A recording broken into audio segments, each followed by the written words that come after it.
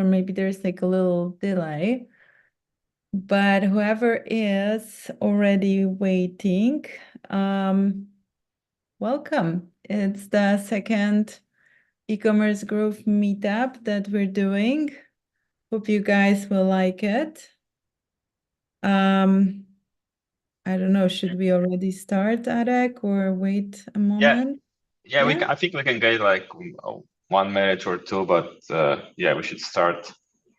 I think people are coming in. Yeah, oh, okay, I see myself on YouTube, so that means we are actually streaming.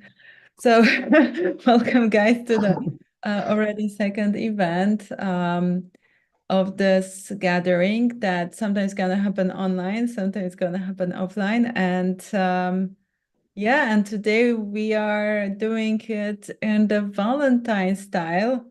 So I was just asking Arek, so where's your Valentine's gear, man? Like what happened? You're, Well, unfortunately, I didn't bring any. What about you? well, I have a pink color Oh, and I a see. little heart here. So I'm all ready to talk about a subject that actually fascinates me for a while now, because it's hard. And I think here at the e-commerce growth meetups, we do love subjects that don't have easy answers. And here you go. It's the next one. Brand and sales campaigns. It's a total match, but it's not that obvious how you should actually match them for success in acquisition of new clients. So before we talk a little bit more about maybe the subject, let's maybe do a quick intro, Alex, so people know what we're doing. So first of all, this is a series of events. So we have started them last year. The purpose is to unite e-commerce community to share some practical knowledge, to actually hear out from people who do it on a daily basis, who actually sell things online, mostly direct to consumer brands and other e-commerce brands. So maybe like let's give a brief introduction to who we are, so you guys understand why actually we are doing it. So here's a little bit about me. So I'm Eva Wysocka. I'm a CEO at Tribe 47. I will just give you a brief intro of what and who Tribe 47 is in a second. And I'm also a founder of Portal Yogi, which is an online platform for yogi practitioners, like a Netflix with yoga. And Arek, I let you do your own introduction. Yeah, thank you. Yeah, so I'm Arek Wiśniewski. I'm the co-founder and CEO at Sublime Analytics platform, and yeah, I will tell you a little bit about the platform in a minute. Yeah. So it's this even is not about us so much. We just want to give you a perspective on why we do it, and you know, like where the idea came from. So Tribe 47 is an agency that executes launch and growth for e-commerces. We do both strategy and execution. We plug in fractional head of growth and fractional CMOs into the companies of our clients, and we help them to actually strategize, plan, and execute all the initiatives required for growth. And then we Yeah, and collaborate a Sublime. lot. Yeah, so Sublime is like the we Sublime Analytics platform. We measure growth and we identify growth opportunities, and that's a perfect match for Tribe 47. And Tribe 47 is a perfect match for us. Like it. Oh, that's my Valentine gift. It's like Oh, we are a thank perfect you. match. Thank you. Thank you, Dan. We are a perfect match. So we work with many, like I think, quite innovative e-commerces. We work with e-grocery brands, with food catering brands. We work with some supplement brands online. We work with some digital content products. So we actually work with some cool brands, I must say. I'm quite proud of our portfolio. I think Arek is also proud of their portfolio. And that's why we started doing these events, because we see that we have so much of practical know-how ourselves, like our teams, but also our clients. So that's why in these events, we actually invite our clients, our friends, people from our community who we believe have something important to share and something that other e-commerces can implement to grow and to succeed in this pretty competitive landscape. So today, the Yeah, I subject, think I think we have like the quite a wide spectrum of e-commerces and D2C brands like in the US and also like in Europe, and the knowledge sharing is like quite crucial because this landscape is like changing constantly, and like new technologies like popping out, or like new regulations popping out, and yeah, it's good to share, I guess. yeah, and the way we're picking subjects for this event, it's kind of coming from what we hear from the clients usually. Sometimes we do some little surveys, what you guys want to hear, but a lot of the times it's just like I feel that some topic is arising. And about this brand and sales campaigns, I think we were all like hearing it for a while. Last year was difficult for e-commerce, especially in Europe, because there was a high inflation rate and people started to be more mindful about spending. So there was tons of promotion. A lot of brands were actually doing promo after promo after promo. And then on top of that, obviously everyone was saying like, hey, promo will get you some quick purchases, but only if people actually know about you. And to actually let people know about you, you need to do the brand building. And now the brand building, it's obviously much more difficult and more expensive to do than to run a quick promo on your product category. So, I mean, like at least in our company, we had lots of discussions with clients on how we can match these two and get still positive ROI on the total investment. So that was always a big case. And on top of that, obviously, the measurement of the brand activities, it's another huge challenge, right? Because some of the channels like Meta, it's like not that easy to actually measure everything in one place because of the problems of attribution, which we were already covering on one of the previous events. So there's tons of challenges around the subject. So I see that Kuba, who's going to be our first speaker, is already somewhere there. So we're going to see him in a second. Kuba, you can, if you want, you can already turn on your camera, but we're just finalizing the introduction with Arek. Yeah, so I just want to like add like two things. So first is like there will be like a survey post event. So if you guys want us to cover like an interesting like e-commerce topic, just let us know in the survey section. So we will like try to invite like interesting companies, interesting guests for the next edition, because we have no idea what our like next topic will be. So still, if everything is like and you guys can be actually chatting with us under the YouTube streaming. I see some of you guys are saying hi. So Mateusz, hi. Actually, there's lots of people showing up. I'm very happy that some of our clients, our maybe future clients, some people from our community are joining. So that's really cool. And you guys can be also posting in that chat space under the video your questions, and sometimes we will try to actually implement them. So before I actually give voice to Kuba, I want to give you a quick rundown of what's going to happen today, because if you guys want to get the most out of this event, you should stay with us for the next 2 hours and 15 minutes. So let's see what's there, what we prepared. So the agenda today is, first of all, we're gonna have Kuba, who's gonna talk about evidence behind brand and performance marketing. So Kuba is a really cool guy who I'm observing on LinkedIn. So basically, he's sharing lots of insights around the topic of marketing, especially for FMCG brands.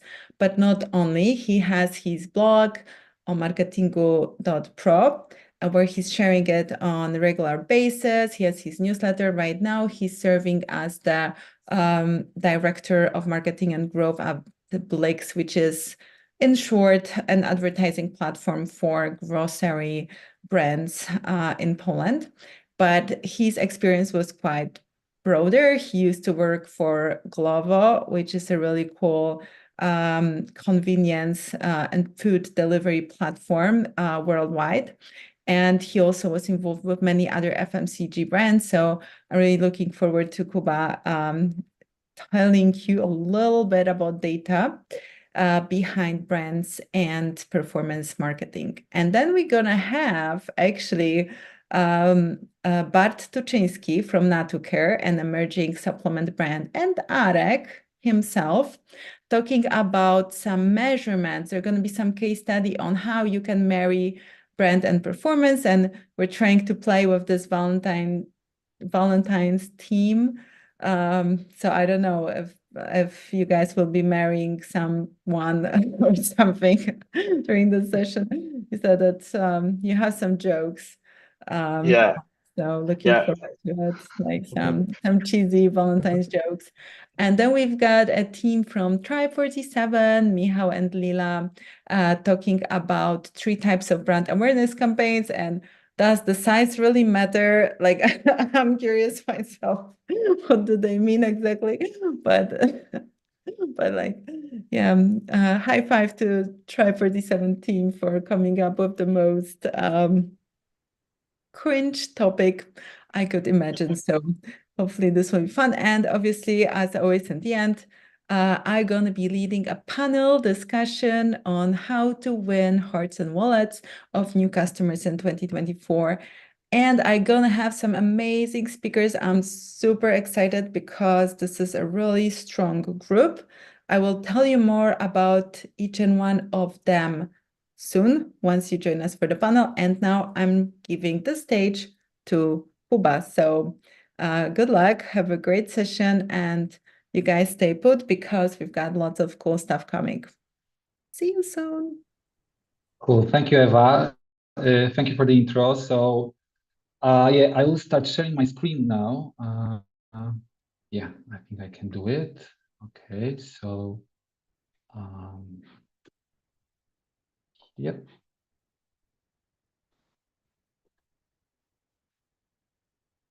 Okay, I guess you can see it now. Can you please confirm, Eva, Arek? It's visible. Cool. Okay, so resetting the timer, they gave me 15 minutes, so I'll try to be as brief as possible. So yeah, first of all, thank you, Eva, for trusting me with leading this first session. It will be actually as much not about the feelings as possible, but it's just who I am, at least in marketing. So Eva did a little intro. Building on that, I have 14 years of experience in big FMCG, OTC, and tech companies. So I have touched a lot of both brand marketing and performance marketing. You can see a few of the brands I worked for in the slide, and there are a few more that I consulted for. Yeah, so Eva told you about my blog and my activity on LinkedIn. So feel free to invite me if you like this presentation. If not as well, tell me what you didn't like. But I hope you will actually enjoy it. So what is it going to be about? So my objective is to give you, in today's discussions and session, an evidence-based foundation on combining both brand and performance marketing, not only in e-commerce, although I will have also some examples and insights on specifically on e-commerce. So I'm pretty confident that part of the insights will surprise you. Some of them will give you details that you might have not been aware of, and some will simply confirm your intuition with data. But data is something that glues everything together. I will try to answer 3 fundamental questions that you see in this slide. So is brand marketing a must? What determines if communication is brand or performance marketing? And how long does it take to see the impact of brand marketing? Yeah, so starting with the first. I have actually a really short answer, which is no. You can grow your business successfully using performance marketing, using performance marketing only. And I think if you worked for e-commerce e-commerce brands or in general digital products, this is something you have seen. There is a but though, and it's called performance plateau. The model you see in the slide, it's a model by Dr. Grace Kite. She's an owner of Magic Numbers. It's a consulting and research company that focuses a lot on scale-up. This is also my area of interest. And she's an author of many valuable analysis. So what you see here is actually a theoretical model, but I find it very practical. So because this is something I have seen a couple of times in practice. So what exactly is this performance plateau? So performance plateau is a moment where you are not able to scale your business, your marketing activities purely with performance channels anymore, despite increasing your investments. So maybe this is something you have seen in your cases as well, when you increase your budgets, your investments, and the conversions barely or simply don't follow. It is actually a live example of the law of diminishing returns, and in practice, it means that your audience potential saturates. So, or maybe to be more precise, this cheap audience potential or potential of the audience that is responsive to direct response communication.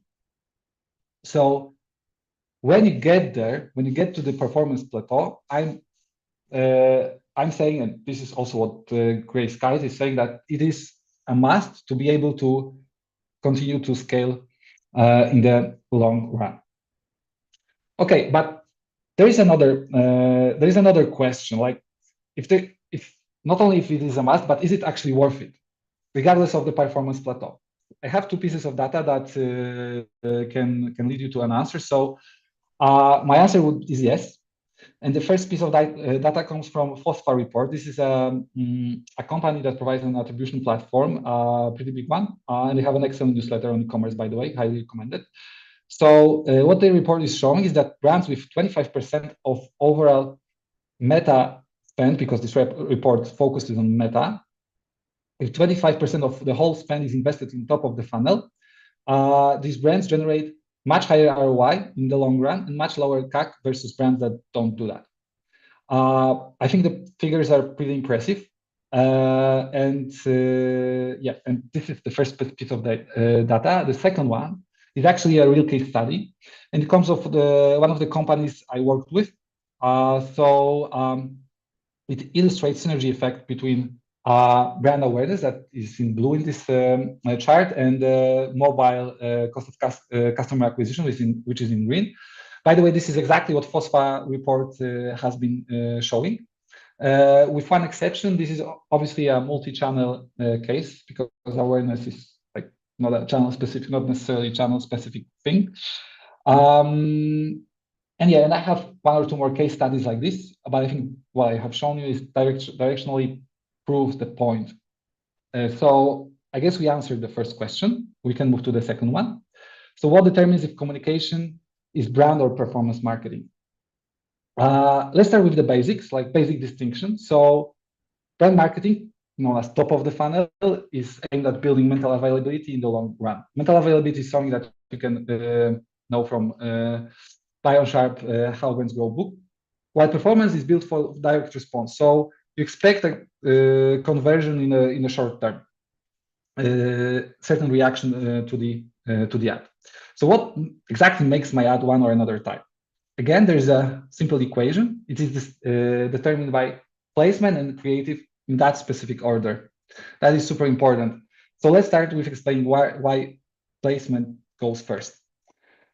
So here, I'm going to support myself with data coming from one of the biggest authorities in attention measurement, Dr. Karen Nelson-Field from Australia. She's an author of Amplified Intelligence research agency. And what you see here is that one of her key conclusions, that an ad needs to generate minimum 2.5 seconds of attention to build mental structures.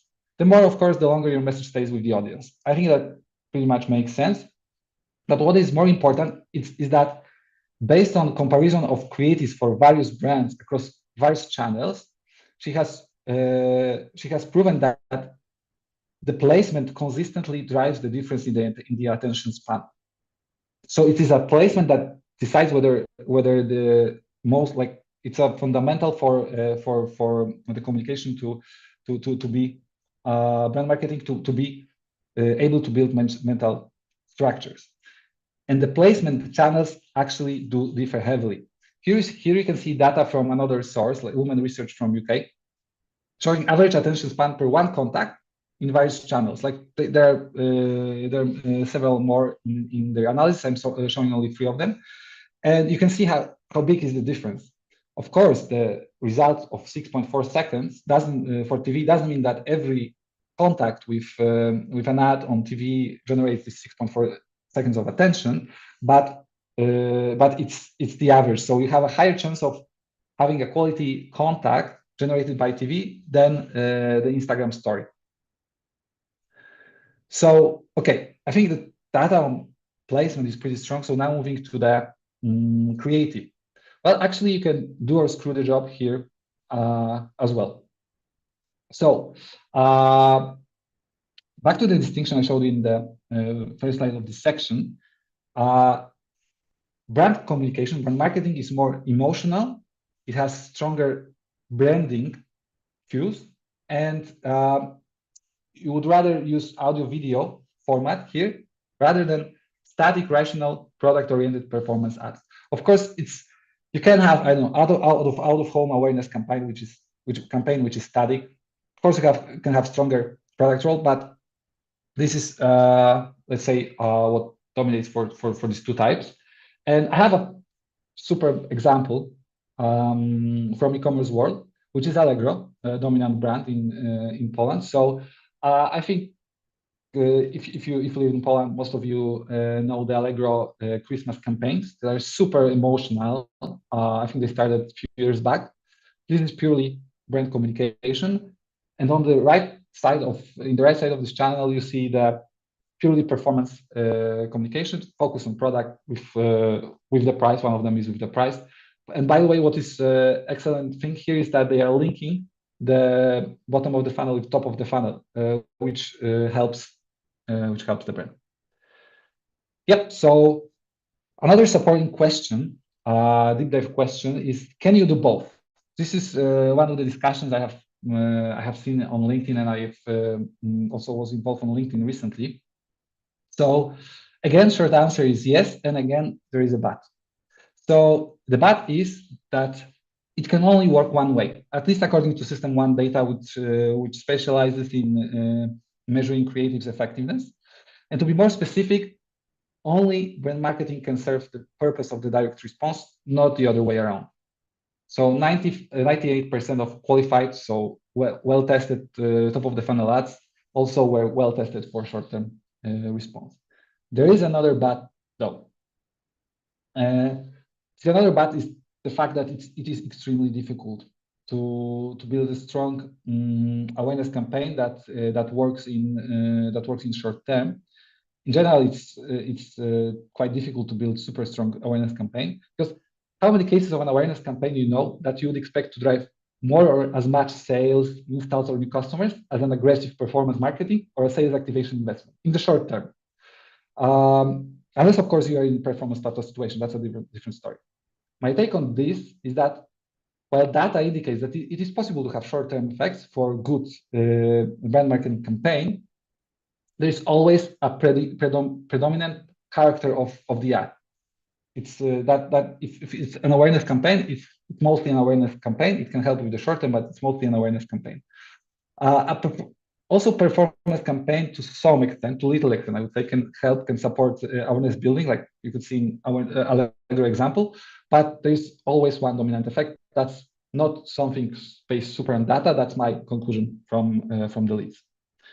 Okay, so we talked about distinguishing brand and performance marketing. Now it's time for the third question. So how long does it take to see the impact of the brand marketing? Back to FOSFA analysis.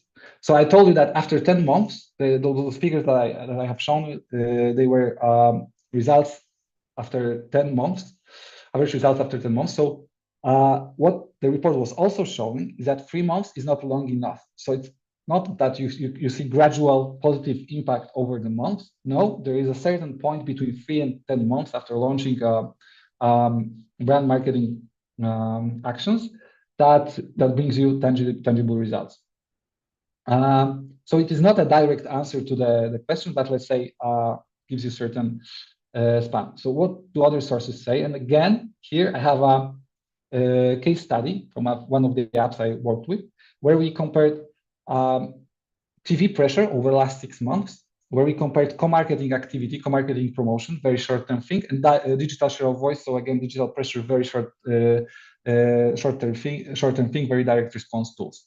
We also compared other things, other channels, but just to bring the example, we checked the correlation. Correlation was similar with correlation with share of downloads, which was one of the key KPIs. It is a correlation though, and it doesn't have to be a causality. For example, I found online that there is a statistical association between the number of people who drowned by falling into a pool and the number of films Nicolas Cage appeared in a given year. So correlation is not a causality. It's super important. So what we did is we ran a regression model where we compared again a few more variables and their impact, their influence on share of downloads, and it turns out that the TV pressure over the last 6 months was by far the strongest factor. Those other factors were much less significant, and we also tested for shorter periods of TV pressure. So checking the regression model for 3 months, for 1 month, but the 6 months was the strongest. So it leads me, those two pieces of data leads me to a conclusion that it takes 6 to 9 months to have full impact from brand marketing, assuming it's being consequently and well executed, of course. You might see cases where it hits sooner, but you can also see cases where it doesn't deliver at all because of the placement or creative quality. Like the brand marketing is a very tricky thing, and it's very difficult to have a binary answer. Very simple answer. So this is more indicative, I would say. Cool. So third question answered. I think I'm pretty much on time. So yeah, super happy. So third question answered. So it's time for the summary. If I were to point out 3 things from my presentation that I'd like to stick with you, it would be, first of all, you don't have to do brand marketing.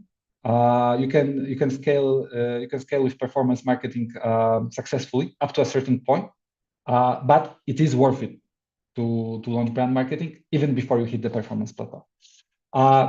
It is dependent on placement and creative, whether your ad is brand or performance marketing, but placement goes first. And yeah, remember about it. The first thing, indicative data suggests that it usually takes 6 to 9 months to wait for brand marketing results to kick in.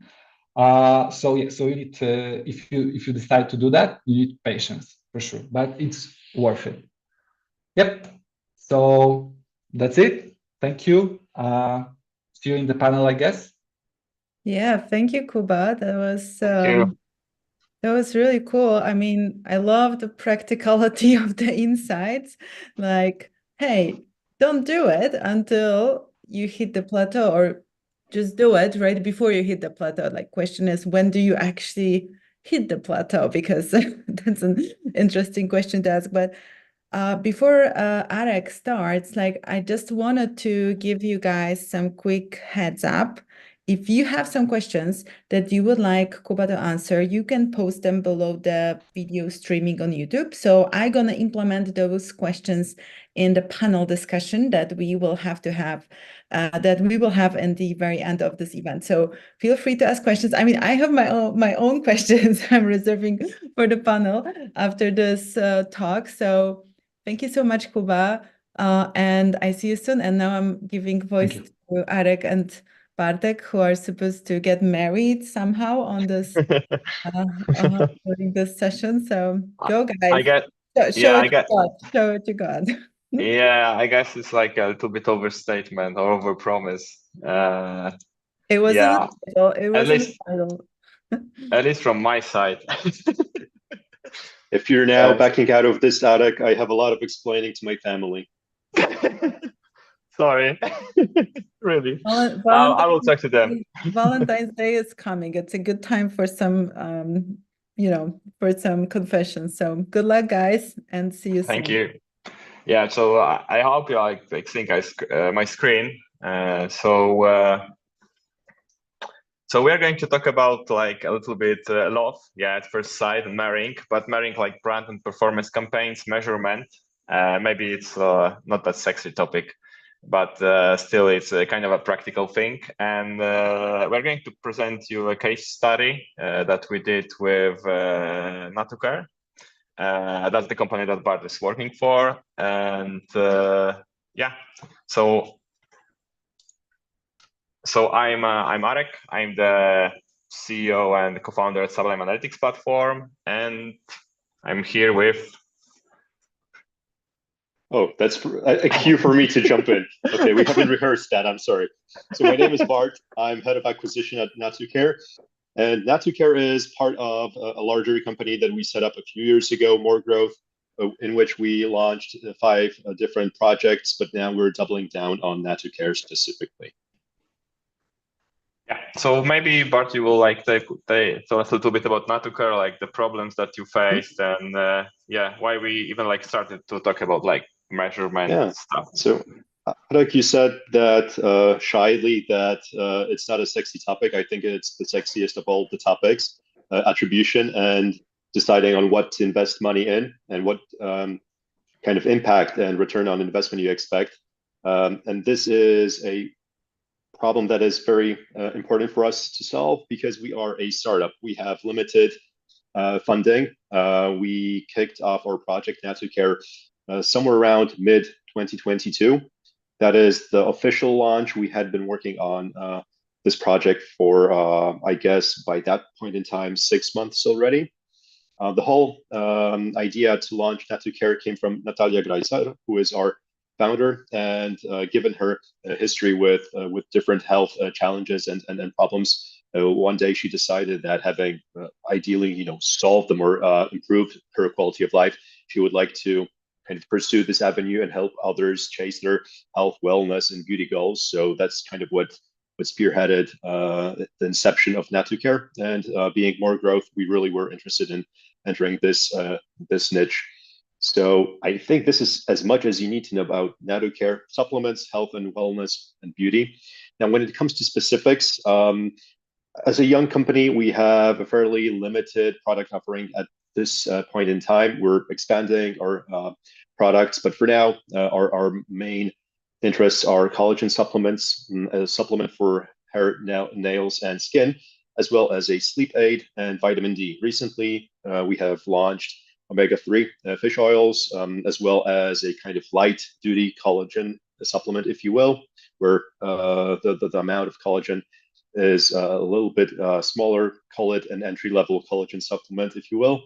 And then we've got a bit of a list of different products we'll be pursuing this year. What is really important for us is that if we decide on a product, we decide on it because there is ample scientific evidence suggesting that it is useful, it will work, and we don't really want to chase product ideas simply because we know there would be an audience for it. So none of the woo-woo stuff on our end.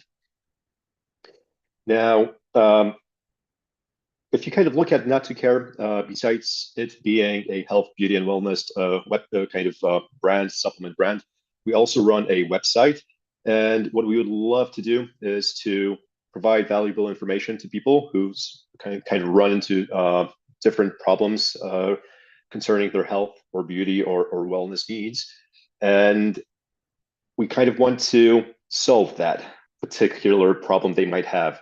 In the early days, we experimented with a marketplace model where besides our own brand, we would promote other companies. But now we've decided not to pursue this avenue and focus on building a brand that would have a loyal audience of fans and people who really are committed to supplementing with our creations. And ideally, if possible, we'd like to turn them into subscribers. Now, I know that subscriptions get a bad rep. I personally am also concerned that anything that we now purchase might turn out to be another subscription-based product later on. I dread the thought that one day I'll be approaching my fridge, opening the door, and using up tokens. So this is not just a purely revenue-oriented play on our end. what we want to do is help people actually, really address their needs. And one of the biggest, most important aspects of a successful supplementation program is really sticking to it. And with a subscription, we solve, I think, a very important problem that people will run into, which is forgetting to order their next batch, right? So here you get continuity, you get a discount, and you don't have to worry about forgetting to buy your next batch of products. Now, I mentioned that we quite like content marketing to kind of address people's needs from a content perspective, inform them, then let them know that we have a specific product that may be helpful, and then convert them to paying customers. So inspired by Tribe 47, the ads agency we've been working with, we kind of decided to run our paid ads and paid campaigns broken into two types of campaigns, cold and warm. This isn't earth-shattering and totally new, but it is important because for cold campaigns, we are thinking of prospecting campaigns in which we are targeting people who have no prior interaction with our brand or website. And for warm campaigns, we're really focusing on remarketing and people who have interacted with our brand or website. Now, we had a discussion with Arek to kind of decide if we can kind of try to align these two types of campaigns to perhaps the funnel levels, be it top of the funnel, middle of the funnel, or bottom of the funnel, but it doesn't entirely line up this way, because you might be in a position where someone had purchased a collagen supplement from us, but not really omega-3 fish oils. So technically they would be more customers, right? But like their level of understanding of what omega-3 can do for them might be limited. So there is a lot of nuance, but it's beside the point, I think, right now to kind of look into that in more specifics. If we move on, the biggest kind of obstacle that we ran into is the fact that as a startup, we have limited funds. We need to be accountable for every dollar of ad spend that we have.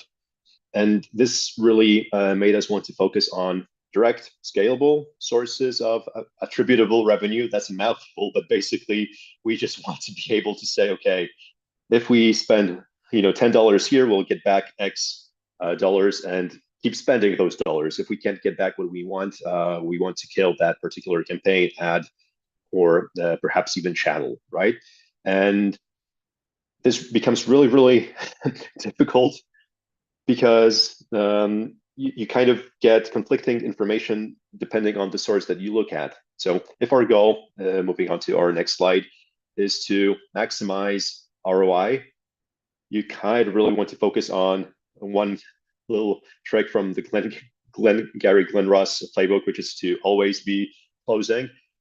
But you really need to know who the sales rep is that you want to put your coins on and chips on.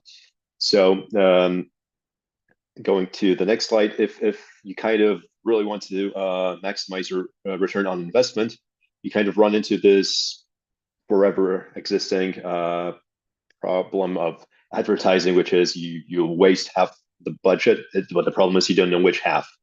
And this is where we reached out to the guys from marketing engineers and Sublime to kind of look into what we can do to better understand where we should be investing more money in. And the biggest question was, is it Google Ads, so a channel that we're a little bit more familiar with, a channel that we knew that we could maximize, it aligned with our content strategy perfectly, or is it Meta, because that's where our target audience perhaps spends more time and learns about new supplements, right? That's a really big question for us. Then warm campaigns and cold campaigns. If you only focus on warm campaigns, are you really growing your audience? And how about cold campaigns? Do they even matter? Should we be focusing on the ABC that we stole from movies from, I think, the 80s? Or should we actually open ourselves up to getting more traffic that later on we try to retarget and push into specific funnels, be it email, push notifications, SMS, or anything else? Yeah. So the problems that we try help to solve what it's not like specific to Natucar. It's like things that like clients are like facing. And well, on general level, we can talk about like two marketing spend optimization challenges. The first one is the one that Bart already like described. It's who is telling the truth? Is Meta telling the truth, or Google Ads is telling the truth? And maybe they are both like lying, let's say. So each marketing panel is like showing that this channel that they are measuring is profitable, and it's profitable from their perspective because apart from big advantage like cross-device that each channel has, or is measurement in each like panel has, because you have to like log into Meta and Facebook to get your to use Messenger or to go to social network. So Meta is like kind of can connect you on different devices, and the same with Google, because we log in with our Google accounts in on many devices and in many apps. So the cross device is an advantage, but because of the conversion duplication, sometimes the number of conversion that you see in Meta and number of conversions you see in Google Ads like adds up to more than 100% of what you see in your e-commerce system, and that can't be true, and that's why it's the distrust. And it's not like that like they're doing that on purpose. It's because like those platforms, those marketing platforms, and they don't see each other, so they're like double counting conversions. And we did some internal research in Sublime, and we looked at the data, and we noticed that the overlap between Meta and Google Ads non-brand can be something from 5 to even 40% of the conversion paths. So it's quite a lot, and that's the reason why the Meta and Google Ads data are looks like a little bit suspicious. The other like marketing spend optimization challenge is the discrepancy between Google Ads, Google Analytics 4 and Meta. And when we are aware of the fact that Meta only measures Meta, we want to find a tool that can show us a broader perspective, include like other channels. So our clients usually like turns to Google Analytics 4, and in Google Analytics 4, we can see like less conversions done in Meta and far less conversions, and a lot of conversions is attributed to non-paid channels. And that's also like a surprising thing, because the results of Meta in Google Analytics 4 they don't seem very valuable as well, but from the other perspective. And it's because the Google Analytics 4 and Meta have different measuring techniques. And when we take a closer look at what is measured and what it's not, we can easily see that in Google Analytics 4, we have like conversion duplication and all the other channels being taken into account. But Google Analytics 4 is doing its attribution only using clicks. And if we are using Meta, we know that its power comes not only from bottom of the funnel, but from being like in the middle of the funnel or even in the upper of the funnel. So impressions are very important for proper Meta performance assessment. The other thing is that Google Analytics 4 takes into is mainly like cookie based with limited cross device, and in Meta we have user based approach that is far more reliable and allows for cross device measurement. And also one or two facts in Google Analytics 4, when Google Analytics is implemented on client side, we see always some kind of tracking issues that results in like from 10 to 15% of conversions not being registered in Google Analytics. So we have less conversions in Google Analytics 4 than we have in e-commerce transaction platform. So that's the case. So when we want to like create a wish list of things that the perfect solutions should have, we end up with something like we want to conversion deduplication, That's thing from Google Analytics 4. We want 100% of revenue being distributed between channels, because we want to see 100% of the performance, not only a fraction. We want this solution for performance assessment be user-based, like in Meta. We want cross-device, like in Meta, and we want also to have impressions being taken into account.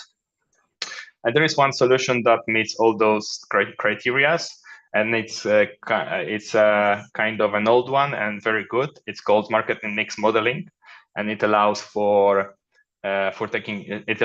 take into account not only digital channels, but also like offline channels, or take into account holidays, seasonality, stuff like that. But it's a no-go for a startup because it's too expensive, and a big drawback, not only for startup but also for many companies, is long time to insights, because it requires like at least like a couple of weeks for model fine-tuning. So it can be used like on daily basis to optimize the performance of the campaigns that you are running. So what we did, together with Natuker, we created a solution, a proof of concept of the solution that we called first-party attribution. It's called the first-party attribution because it doesn't require any additional data than the one that company already has. So we are using two first-party attribution. We don't need to like buy another tool or implement like additional tracking to track all the touch points. We are using what we already have. So we are using web click information from Google Analytics 4. We are using e-commerce data from Shopify in case of Natuker. And we are also downloading data from ad platforms like Meta, Google, and for example, TikTok. And we are like recreating conversion paths in a data warehouse. And then we are visualizing and analyzing the attribution results.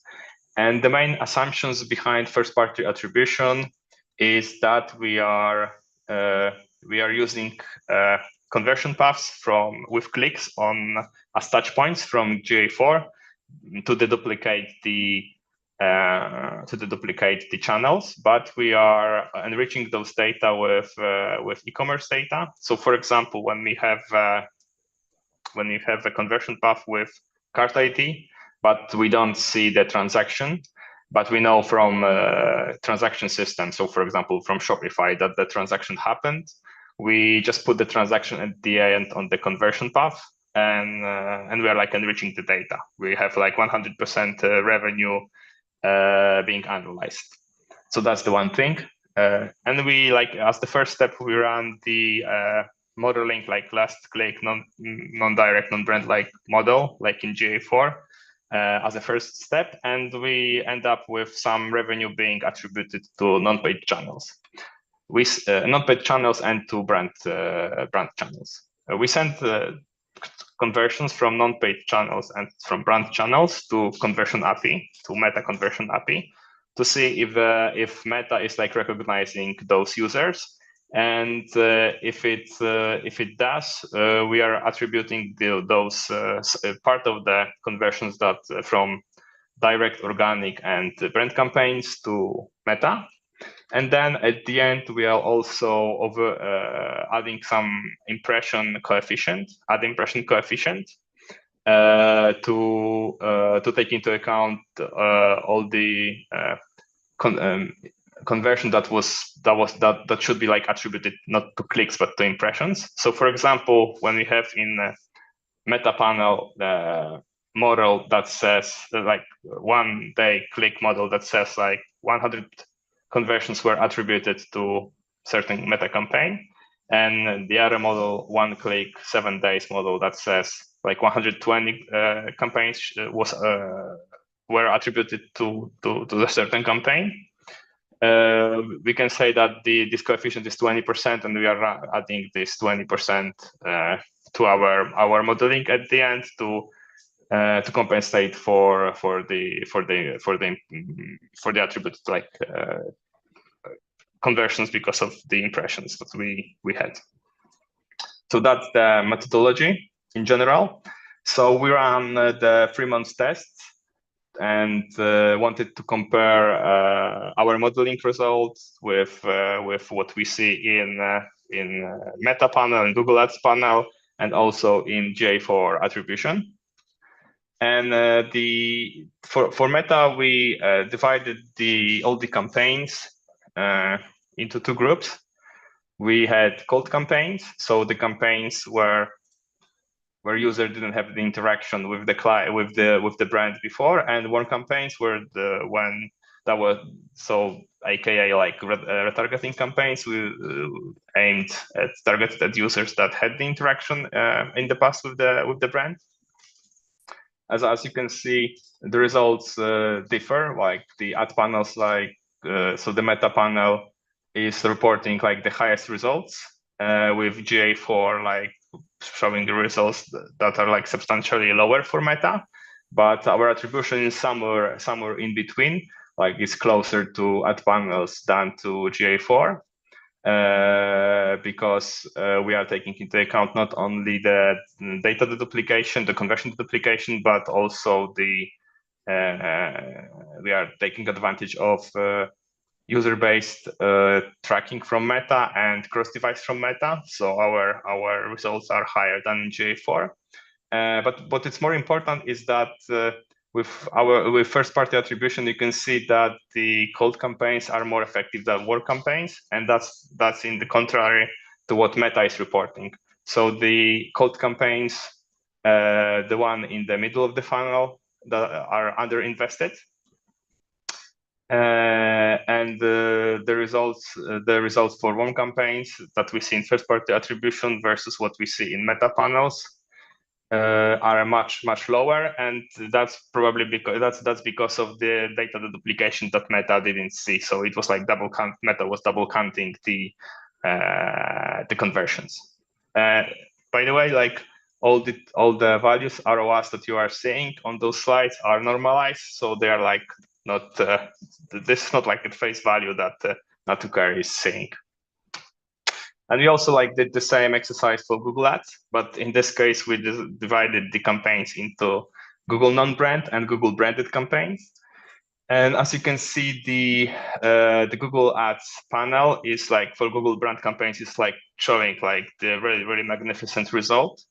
And that is like being lowered for GA4 attribution, and with our attribution is being like cut into half, because the Meta like recognize some of the transactions as their own transaction, and they are no longer like attributed to Google branded campaigns. And we can see here also that the non-brand campaigns are there is the ROAS of non-brand campaigns is like 12% like higher in first-party attribution than it was in ad panels.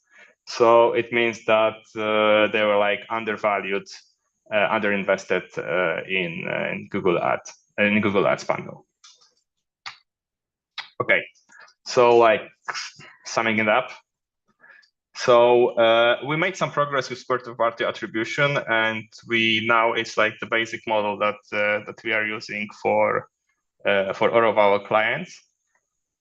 First of all, we managed to enhance the accuracy of upper level channels such as Meta, and that was previously broken with cookie issues, with cross-device issues that like Google Analytics is facing. We were able to incorporate like impression into like click-based attribution, and that worked quite well for the upper funnel and middle funnel campaigns. And there are some actionable insights from this modeling that we gave to Natucar.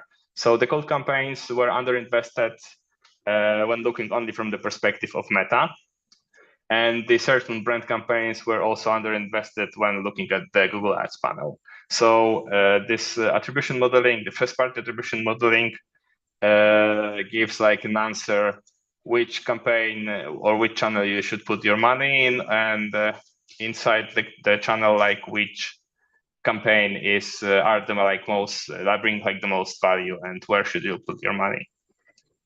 So, but there are like still some remaining challenges. We didn't like figure out everything.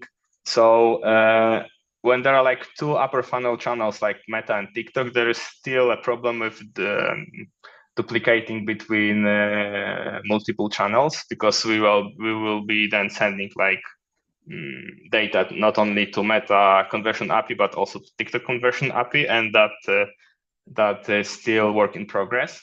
How to deal with it, and there we also want to track users longer than 28 days. For now, the attribution works quite well for the conversion that happens like up to 28 days from the interaction, and that's a limitation if you want to like run some long-term impact branding campaigns. But we have a couple of ideas how to make the attribution even better. The first one is to incorporate like post-purchase user service into attribution modeling. It's a quite new approach. So what it is, it's like you put the service on your website that are asking like clients about their how they like found about your brand, what were like their last point of interaction with the brand, and then you are trying to incorporate this answer into your attribution modeling to calibrate it. And the same with fast marketing mix models. There are some quite like open source like marketing mix models projects that can be used to calibrate like more day-to-day attribution models that are used for day-to-day like data the day-to-day performance campaigns optimization. And yeah, I think that's it. And we have like still 3 minutes to go. So I guess we can either like answer some questions if there are any, or we will move to the next session. I don't see, Arek, any particular questions, but I'm hoping people are going to post them because, that was a really cool presentation. I mean, like we're working together for a while, and on different brands, we have the similar issue. So I think what you are trying to achieve here is very significant. And, like the data is proving something that we as marketers sometimes have trouble to justify for the client, that you kind of have to do these campaigns on the cold traffic, and the cold traffic comes from Google non-branded and comes from Meta. Like obviously it's not coming from people who are typing the name of your brand into the Google search. And from our perspective, we were like thinking about this subject for quite a long, and from our perspective, like the division between like brand campaigns and performance campaigns, it's kind of like an artificial, because they're like divided into these two groups because there are some problems with performance tracking, and that's the main reason. Because at the end of the day, everybody wants to sell. So with brand campaigns, you will be like delighted to be able to track what was the impact on sales, and you can like only do it now with marketing mix modeling. So yeah. Yeah, but this direct impact that you usually see in the platforms, as you showed, is a little bit valued, especially from the Google side. True. From the side of the decision makers, very often they don't dig so deep into data. And I think like one challenge that you haven't listed there, but it's there, is how do you explain all this to the final decision makers who sometimes, would actually maybe don't want to listen so much and understand so much about those challenges that you were describing, right? And where the discrepancy is coming from. So I think I get you. I feel you. It's like from what we've seen, it's a little bit funny, but from what we have seen, the main problem is when the revenue data doesn't add up to 100%. That's the main problem from the decision maker point of view. when someone from the board sees discrepancy in that, you're like, oh, the whole model is probably wrong, but you're like, Yeah. I mean, that's how it is. Okay, Yeah. guys, remember that you can put questions under the video when we're streaming this event. So we can answer those questions later, or I can also kind of implement them into the panel discussion that we're going to have. It was really cool. And thank you so much, Natucare, for giving us access to this case study. And that's really, really great that you agreed to share the insights with the community. The pleasure is all ours. I think we asked a few questions, got answers, and got even more questions. So it's pretty exciting for us right now. Yeah, I mean, like this thing that Sublime is right now doing is very important for all of us. Okay, so I'm giving the stage now to the tribers. So welcome Michał and Lila. So you guys go. I mean, as I mentioned at the beginning, your title is pretty cringe about the size.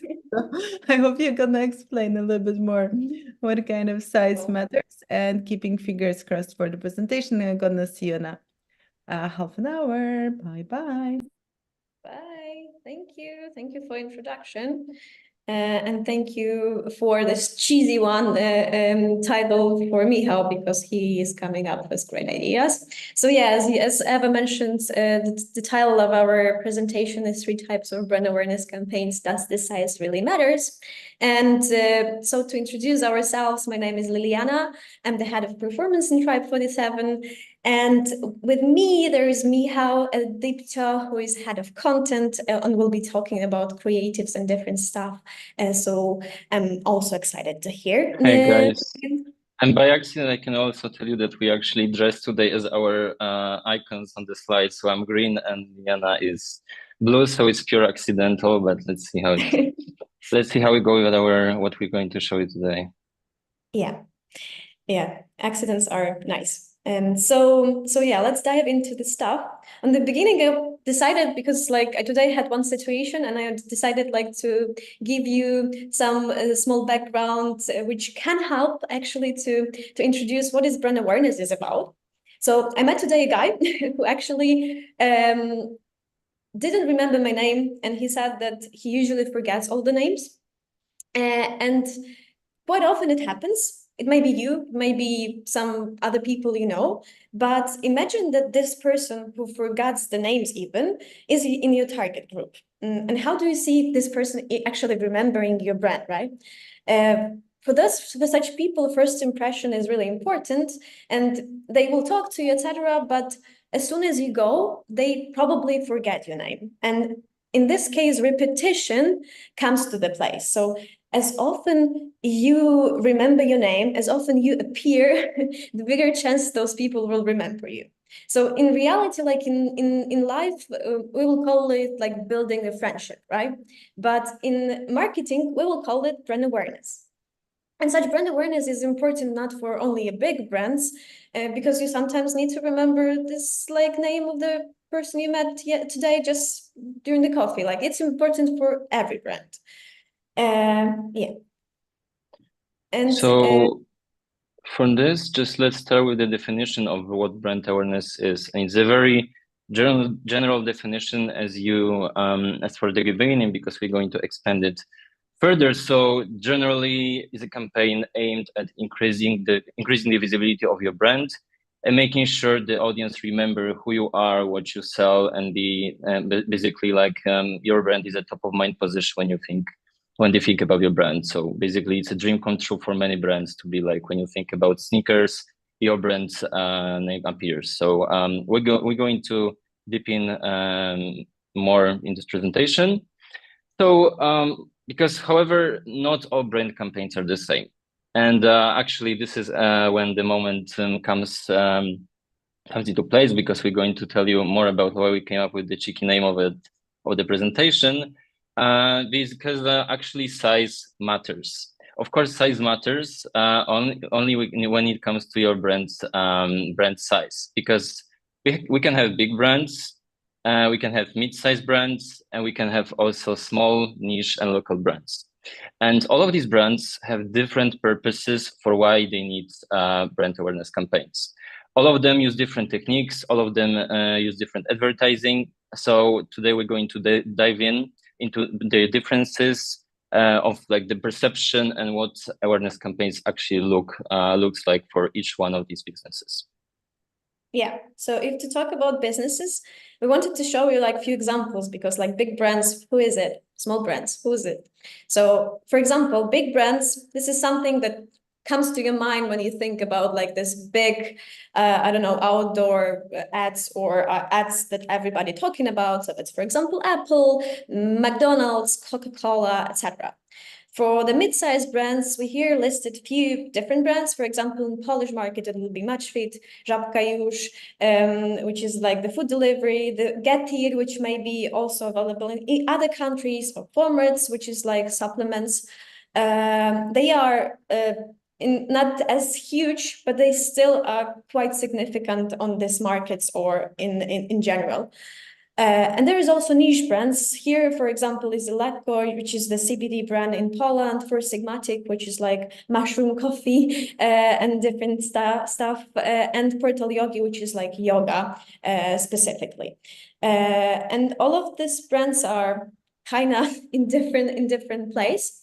And for example, actually, I added here Tribe 47, which may be not the e-commerce itself, but we will be also as a company in this niche local brands group, just because we working specifically with e-commerce businesses. So we don't go to everybody. Our group is also like specific, therefore we will land here. And of course, we listed here a few brands you may not even know, but it's even better because it shows that brand awareness for huge brands are super big one, and each person actually knows what is Apple, what is McDonald's. But in the smaller brands or mid-sized brands, it really depends, is you're actually the target persona, are you in the market, etc. So it's quite important. And so let's dive into these elements we were talking about, and I think you will discover it much better even if you don't know these brands in reality. So first thing we wanted to talk about is, why do brands need this awareness? Because it's a good question, I think. And so if to talk about like the specific groups, let's start with the big brands. For the big brands, you may know like these ads which are extremely popular and everybody talking about them, but usually a lot of brands doing this for, I don't know, Cannes festivals, etc. But the goal of awareness for big brands is to make a lasting impression in people's mind, rather than making these quick profits. Simply like showing that for Adidas or for Apple will not work way, but in the time when people will need computer or sneakers, they may think about this brand. So in case of the big brands, recognition and good reputation is really, really important. And actually, Michal later on will show you some ads which describe what does it mean, like this good reputation. For mid-sized brands, they are, I would say, they like having the traits of big size brands, but also the niche ones. And the idea of brand awareness is around going broader, but capture those people who haven't bought your product before. So such brands care about profits, of course, but they are not as scared to invest into top of the funnel. Or at least I would say, I would suggest them not to be scared to invest into this top of the funnel. And for the niche local brands, it's quite rare to meet anyone who stakes their hopes blindly on brand campaigns, because for these types of brands, they don't care how you call your marketing. Is it like a brand campaign? Is it the marketing campaign? What's important for them is to have increase in revenue, profit, I don't know, market share, the company's valuation, etc. But they actually caring about these profits more than the building the big brand awareness. And it's like actually distinguish how they invest into marketing and brand awareness and what they do with that. Important thing also is like who they target, like, because who is actually the target group for different businesses. In case of big brands, these brands are actually targeting a wide target group.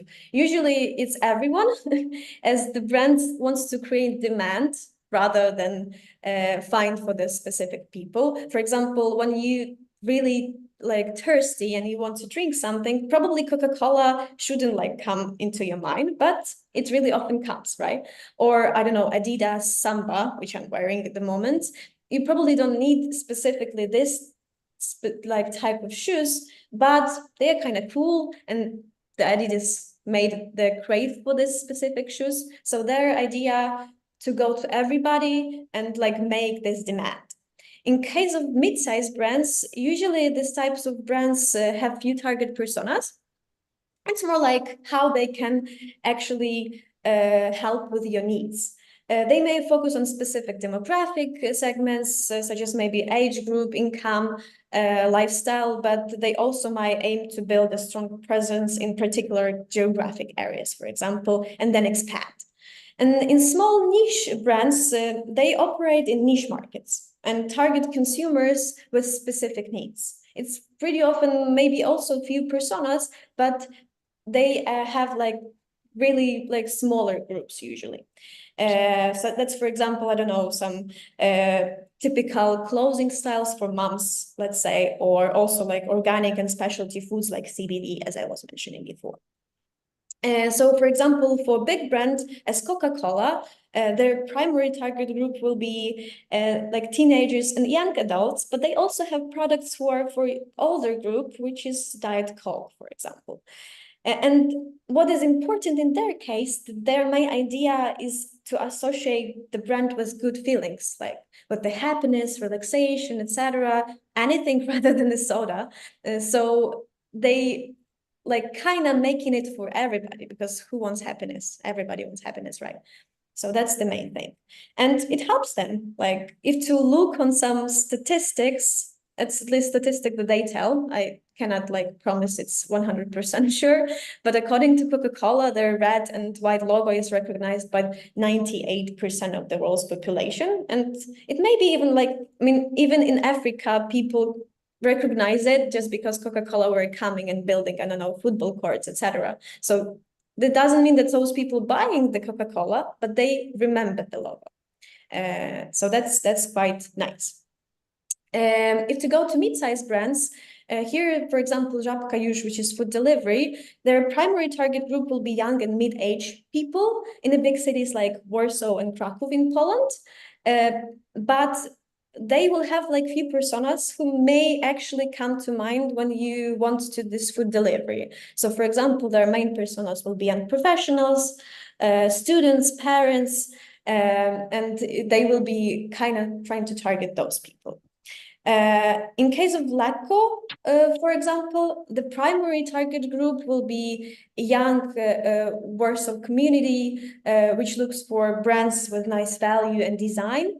And if to talk, for example, about these brands, they actually are quite like present in Warsaw, because they even have a shop in Warsaw, which they have, as I recall, with Yorkaya, which was like our guest in the previous EGM.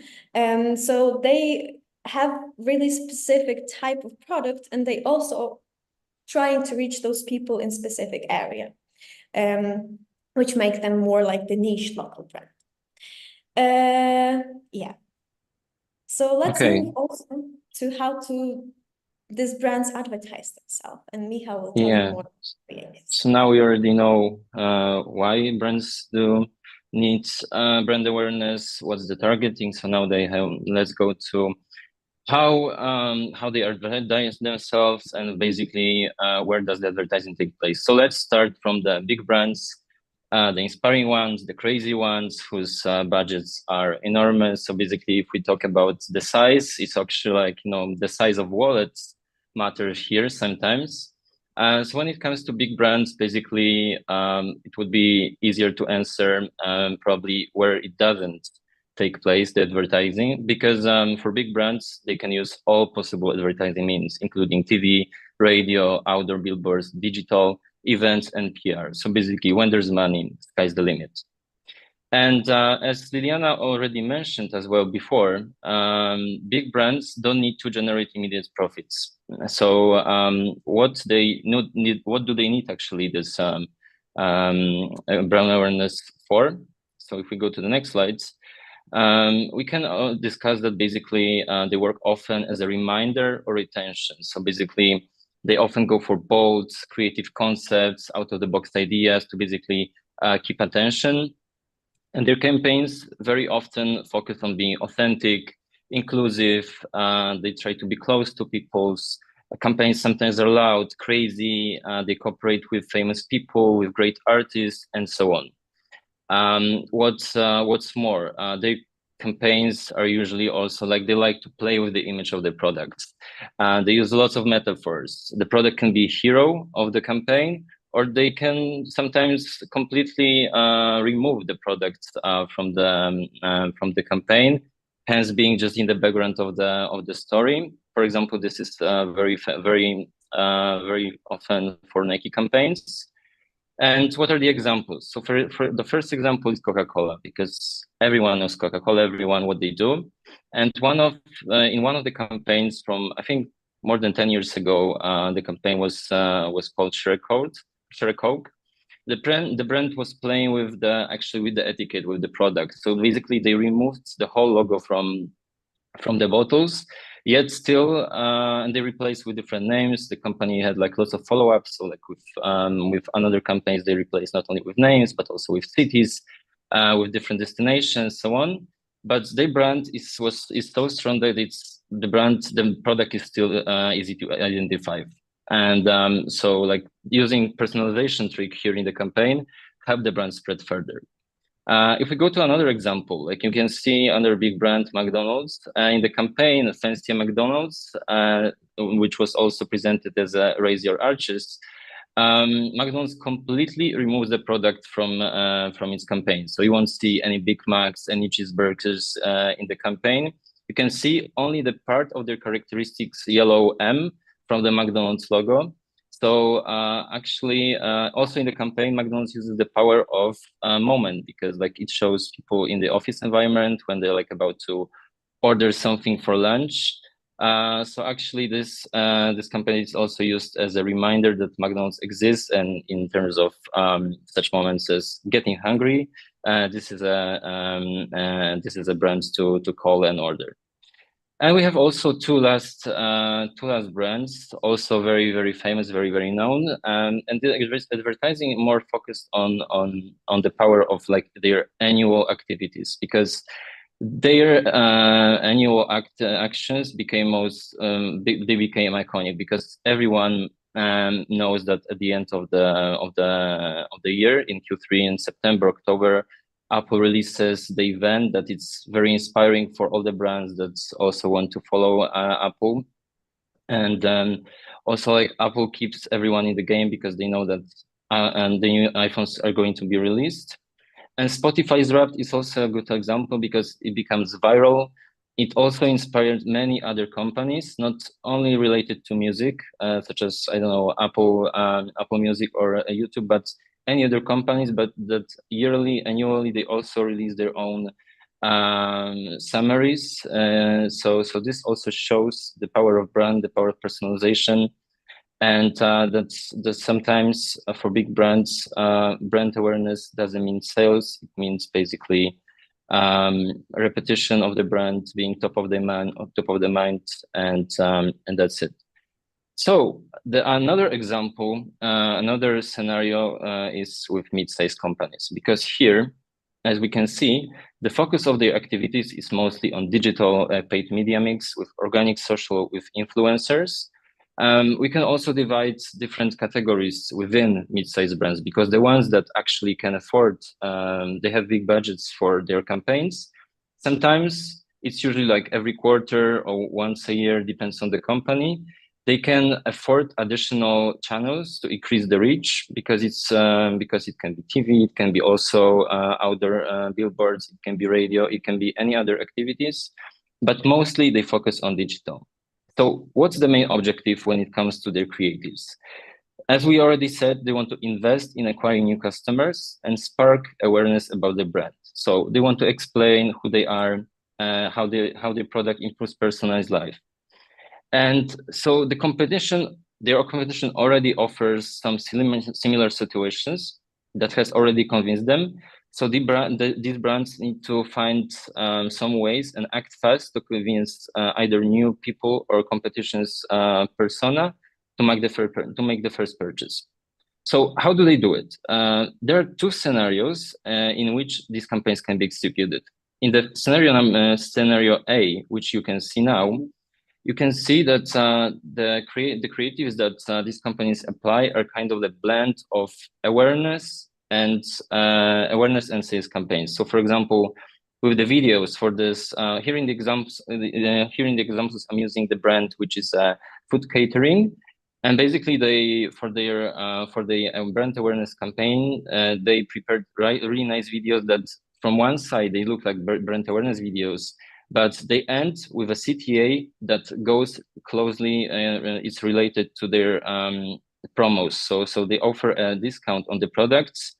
And so this is already mixing different kinds of campaigns for the brand awareness purposes. Also in the banner, you can see that it doesn't show the product on its own. It doesn't show the product in the end, but it's like closely related to what is the offer.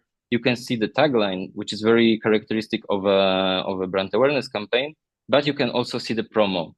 So it's a blend of two different activities. And in the scenario B, we have the scenario that the first week is where the awareness campaign happens. So you can see brands showing the benefits of the product itself.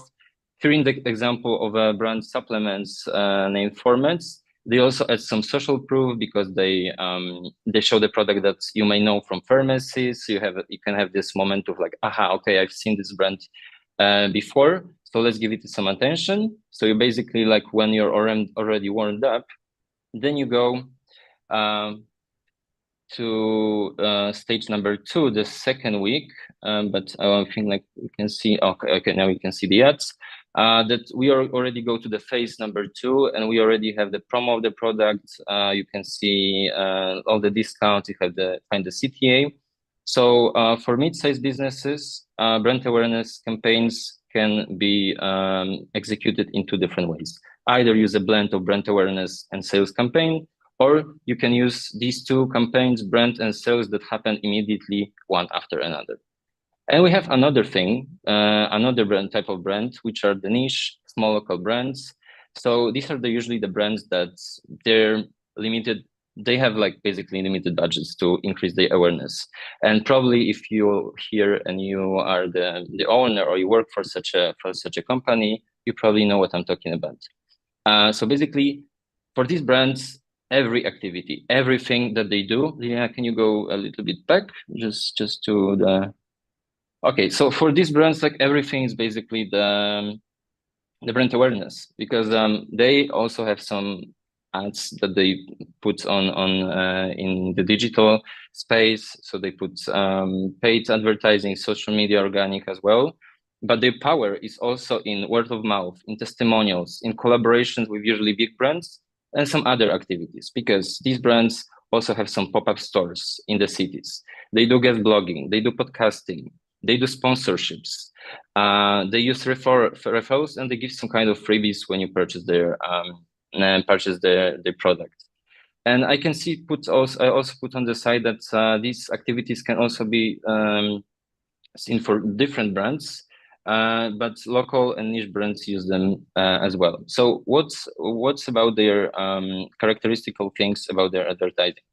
So as I already said, they don't have big budgets for like big different creative brand awareness campaigns. So basically, when they show the product, needs to be visible. It needs to show how the product is going to help persona, and it's also accompanied by some form of testimonials. And when it comes to the creative part, they usually use some native content, because first, native content is approximately cheap to make. Second, it's more adjusted to the persona they want to acquire. And third, they blend into the platform system, so users don't detect immediately that this is actually an ad, so they have more chances to be, so the persona gives them some more attention. And the examples that you can see on the screen on the next slides involve such activities. So you can have some additional bonuses added to the purchase of the product. You can have different testimonials, and you can have native videos, such in these examples. So basically, for each of these businesses that I've just said, big brands, mid-sized brands, and local niche brands, we have a different types, different ways of how the brand awareness campaign can be executed. Superb. I like those creatives. So let's move into another part. I'll try to be quick. So where does the brand awareness stands in media mix? It's important because the brand awareness is, of course, about creatives, about everything, but it's also important and which channels you go to. And when you actually building the media plan, media mix, you need to question and ask yourself few questions actually. Are you trying to reach people who want to buy something right now? Are you trying to reach people who want are you trying to reach those people and affect their memories? And if so, do you actually use those clear messages that Michał was mentioning before? If to go like into media mix, each platform we are using usually have specific campaigns which are more brand awareness, or let's say they can help you with your awareness. So for example, in Meta, you will have awareness and traffic campaigns, which are specifically more for awareness. In Google, you'll have YouTube, you'll have GDN, you'll have DV360, which are not, again, the Google family, they are sometimes separated, but still. In Google family, you'll have those types of campaigns. And for example, in TikTok, you'll have reach or video views campaigns. Of course, all of them can be used in different terms, but I would say that these types of campaigns are more specifically for brand awareness and building the traffic to your website. So let's say we have a big brand like Coca-Cola. They will use a lot of different types of non-digital and digital activations, as Michał mentioned. They, for example, in their digital campaigns will have something like meta reach and frequency, which not be used by mid-size and niche brands because this is quite expensive and this is for extremely big people. They may use DV360, which is also more for big brands because you need a bigger investment, etc. So they will use those specific campaigns, which are sometimes cost a lot. And they will not kind of remarket those people with some purchase campaigns, etc., because the sale will occur, I don't know, somewhere in the shop where you'll be buying Coca-Cola or you'll be sitting in a restaurant and will just go because you see that Coca-Cola is in the menu. For mid-sized brands like Żabka, for example, you will have some awareness campaigns and even like non-digital, let's say, or outdoor, because sometimes it will happen, and you will have, like, for example, Meta for installations, etc. But then you will be remarketing those people and coming back to them with more like objectives where you have purchase or add to cart, etc. In small brands, you will not have as many activities. You may have some meta for traffic, or let's say maybe some small YouTube for action campaign, but usually you will not have campaigns which are optimized for traffic and awareness. You will be specifically like targeting purchase, let's say TikTok purchase, Meta purchase, or PMax, so to catch those people and to sell the product directly. So yeah, this will look differently, but it really depends which type of budget you have. And if to come like when those campaigns start to sell, I show you like 2 examples because it really depends from the type of brand. And for the big brand, like Coca-Cola, you will have people who know the brand already, but not buying it, of course. You will have a little bit smaller chunk of people who know the brand and buying it on a daily basis. And you'll have some percentage of people who don't know the brand yet. And in terms of awareness campaign, in the case of big brands, usually awareness will be actually like a reminder. So, and it will work more like a retention, let's say, because it will be covering a big chunk of those people who heard about the brand but didn't bought it yet. So it will be a little bit like impulsive purchase, let's say, and it will be helping you to gain those people who are more into impulsive stuff. And in case of big brands, frequency will be extremely important. So 4+ a week is a pretty good frequency for this reminding for people. And such brands will be actually eager to invest into bigger frequency in their campaigns. But they will be seeing this effects ongoingly because they invest a lot of money into their marketing. In mid-sized brands, you will be rather like growing your warm, like this brand awareness will be working as growing of your warm audience. And you will not see immediate like sales as well, but I would say depending from the business, and if you have those activations and you have like big activations from time to time, you will be seeing the effect in 1+ months of increasing of sales. Of course, if you have like more like ongoing awareness campaign, like or ongoing traffic campaign, you will be not seeing the drastic changes in your sales, but they will be growing slowly, rapidly, because your warm group is growing. So indefinitely, like you will be also seeing that your sales are going up. And so for small brands, like niche brands, it really depends because they don't invest in awareness as much. So of course, this like awareness looks slightly different, and you never can tell like how it will be changing with time. It really depends from the business itself. And how to measure, there's like also important thing. I would say in the end, because we kind of already 2 minutes passed, but I will tell you a few things how to measure it, and we will close this part about brand awareness campaigns. So how to measure, it's important because like sometimes we think about measurement similarly to just purchase campaigns, but they are completely different nature. Like awareness campaigns is like the more one nature, and the performance ones is different nature. So we cannot like actually measure them similarly. And there's a few techniques. First is one will be social listening. This is something that big brands always use. Smaller brands not always goes into it because you need to pay money, of course, for all of this specific platforms. But social listening, it's more like tracking your frequency, how your brand is mentioned and where is mentioned. So it's important to go into it and see where do you appear and does it change with time. So you can use like, for example, Brand24. This is a Polish company, or really popular among the World Brand Watch, which is a little bit bigger company. So you have different things you can find in the platform itself. But let's say for you, it may be important to see this if you mid-size brand or bigger brand, because of course your brand will be mentioned much more frequently than if for a niche brand. You also need to check the changes in website traffic, and particularly the direct traffic changes. So when you have, let's say, awareness campaign, some people will be coming back into the search and be looking for your brand. So with time, you may see increasing of direct traffic, and like it definitely will be the influence of your awareness campaign. So it's something that you should dive into and see in Google how it changes your traffic from searches. Also, there are brand awareness surveys. Let's say BLSs. Meta have brand lift study and conversion lift study, which helps you to see how your brand lift is like changes with time when you have the campaign.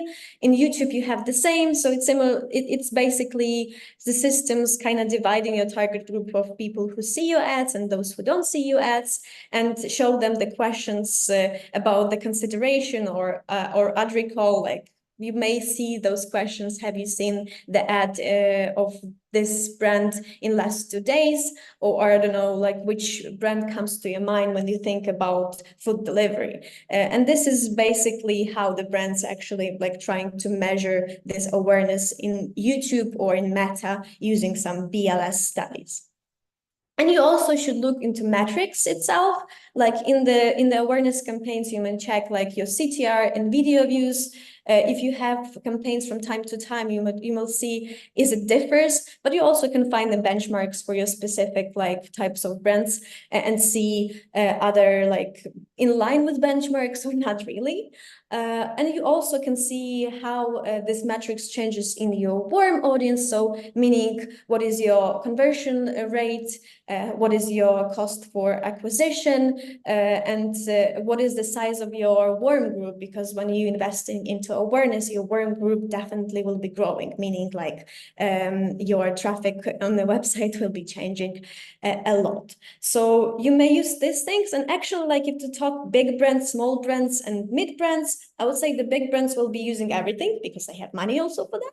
So they will be having brand lift studies, MMMs, which were mentioned before in previous presentation. They will have competitor research, they will have social media listening, and we'll be diving deep into everything mentioned here. Mid-sized brands may have BLS if they have money and do bigger campaigns, but they will be definitely checking website traffic and like this sales metrics. And small brands will not be using all of this. They definitely will be only checking the sales increase and the metrics inside the platforms. So short summary, guys, before Eva will kick us out. So first, brand awareness campaign is an important element in your marketing strategy, but depending on the size of the company, its execution can be different. Second, the goal is to make a lasting impression in people's minds, capture people who haven't bought you before, or just generating even more revenue for example, local niche brands. The third one, targeting can spread from everyone, big brands to consumers with specific needs and interests, local niche brands. The next one, the advertising placement as well in the form of creative results should be taken into consideration. So online, offline, based on your size and based on your company size, based on your budget. And the next one, this campaigns usually takes at least 1 month to bring first results, so don't expect immediate results. And the last one, we measure your brand awareness by social listening, observing changes in the website traffic, some spikes, using brand lift studies, and using special metrics for such campaigns, such as CTR or video views. yeah. Thank you so much, guys. Thank you for time. Sorry, Eva. I kick you out, but thank you so much, guys. You tried to really face a very difficult question on how different stages of brand development match with the importance of brand. It's one of my questions for the panel, so I'm hoping the panelists will show up in a second. So I see already Tomek, I see Kuba, waiting for the ladies, Ola and Marisha. So hopefully we can start our panel. Oh, I've got Marisha, great, welcome. And do we have Ola already? Let me see, I don't see Ola yet. Maybe I can text her. In a second. Okay, so welcome, guys. We've got Ola joining. Okay, so hopefully Ola can show you her video. So we've got everyone. Perfect. Welcome. Welcome, guys. Welcome to this panel discussion, which I'm so excited about. I would say that this is probably my best group of speakers I have managed to invite to the panel so far. I don't know, like, I don't want to say the previous speakers were not so cool, but it wasn't easy for me to bring the right group together because the topic is also quite complex. And because we have some limited time, let me just jump right into introductions of you and then to the topic. So like we had really cool sessions today. I don't know if you guys were listening. I mean, we started with Cuba, but then we had some case study about how to measure brand impact, how to really put together the data to show if it really makes sense. Then we had people from Tribe showing how brands at the different growth stages use brand campaigns to fulfill their different goals. And now we have the panel where you guys will have to answer all these questions. Okay, so everyone tried to answer something, and now your job will be to answer all of the questions possible about this subject. So I'm very excited. So let me introduce you guys, because I think your background is already something that could tell a lot of stories about brand and performance, but let's dive into it. So welcome. First, we've got Ola Jaroszkiewicz. So Ola, you can just say it's you so people know, yeah, that's Ola. So she's an entrepreneur, she's a marketer, chief commercial officer. And from some important facts, Ola in 2011 founded her own e-commerce startup called Fun and Design, where people could actually design their own shoes online and buy them.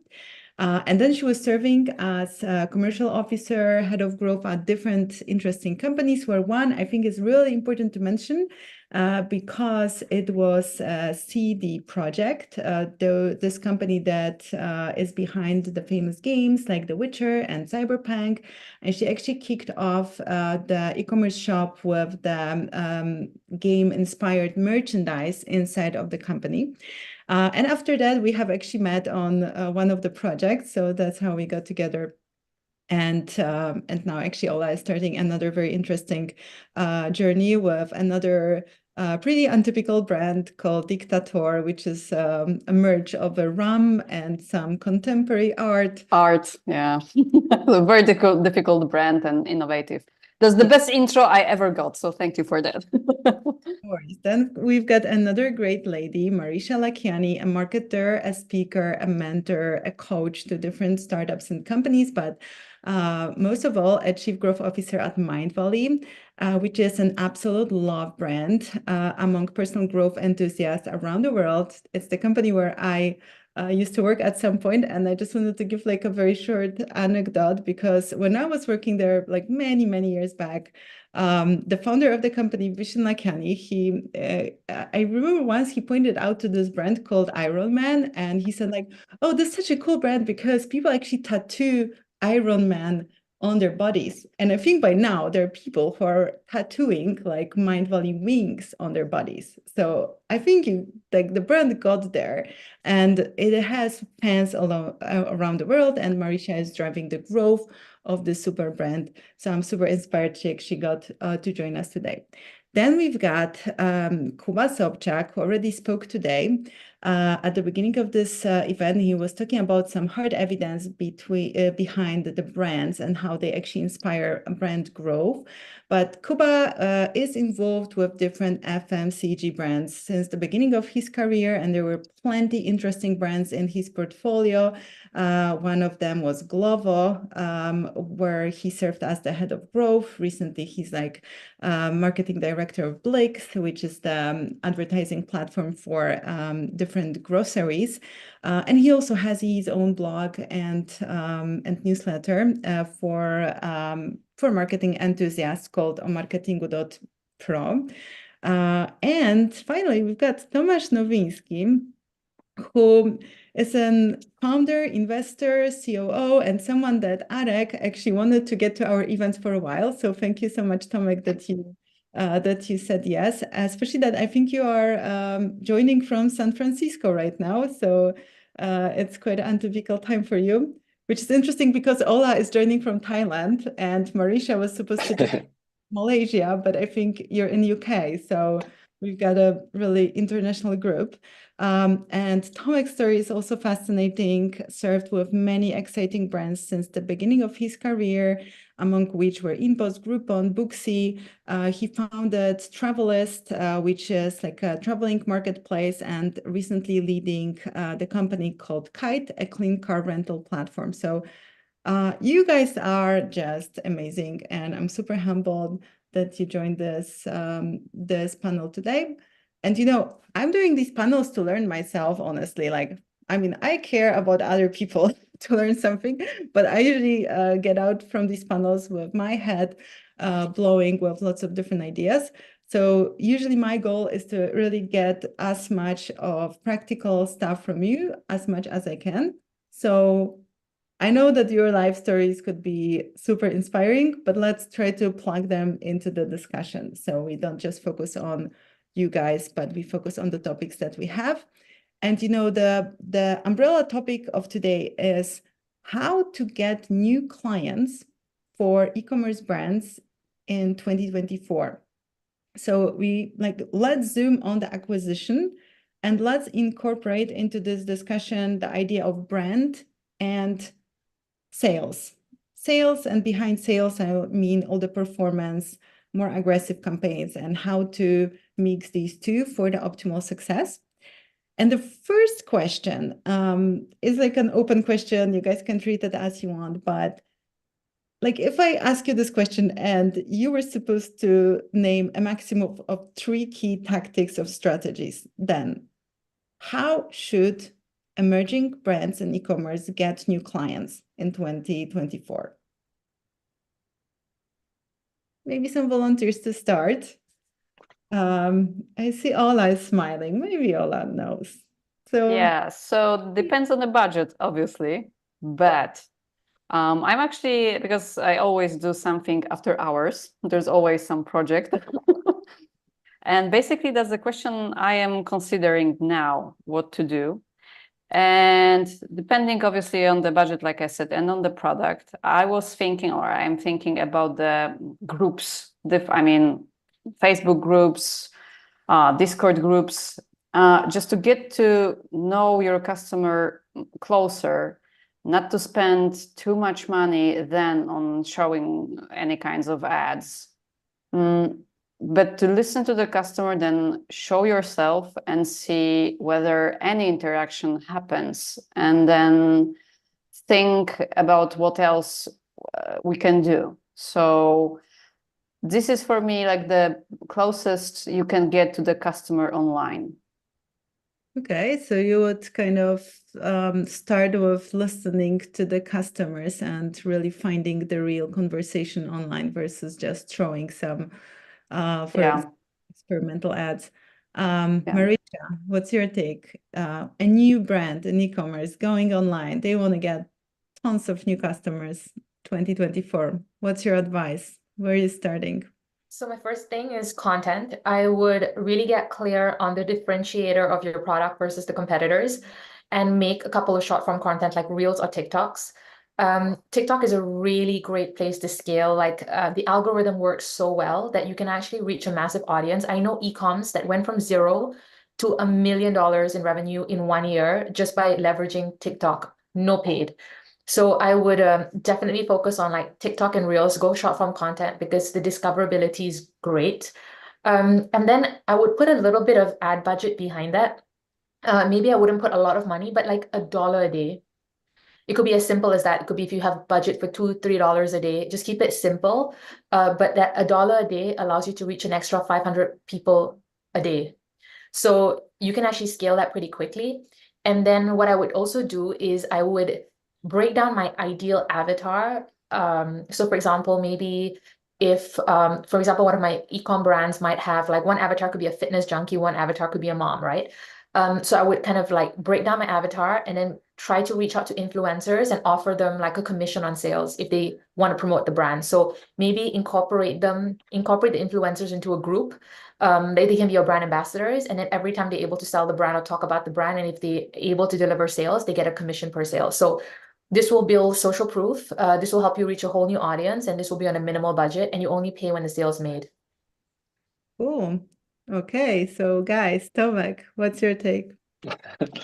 I'd agree with Marisha on, I think it's very important in the beginning to generate the perception of trust and perception of quality. So you can achieve that with great visuals, with great website that converts well and makes your product available, and also building a social proof in social media and any types of review sites that are applicable for your product. I spend a lot of time in travel, and then there's like different review sites for e-commerce. There's for products. There are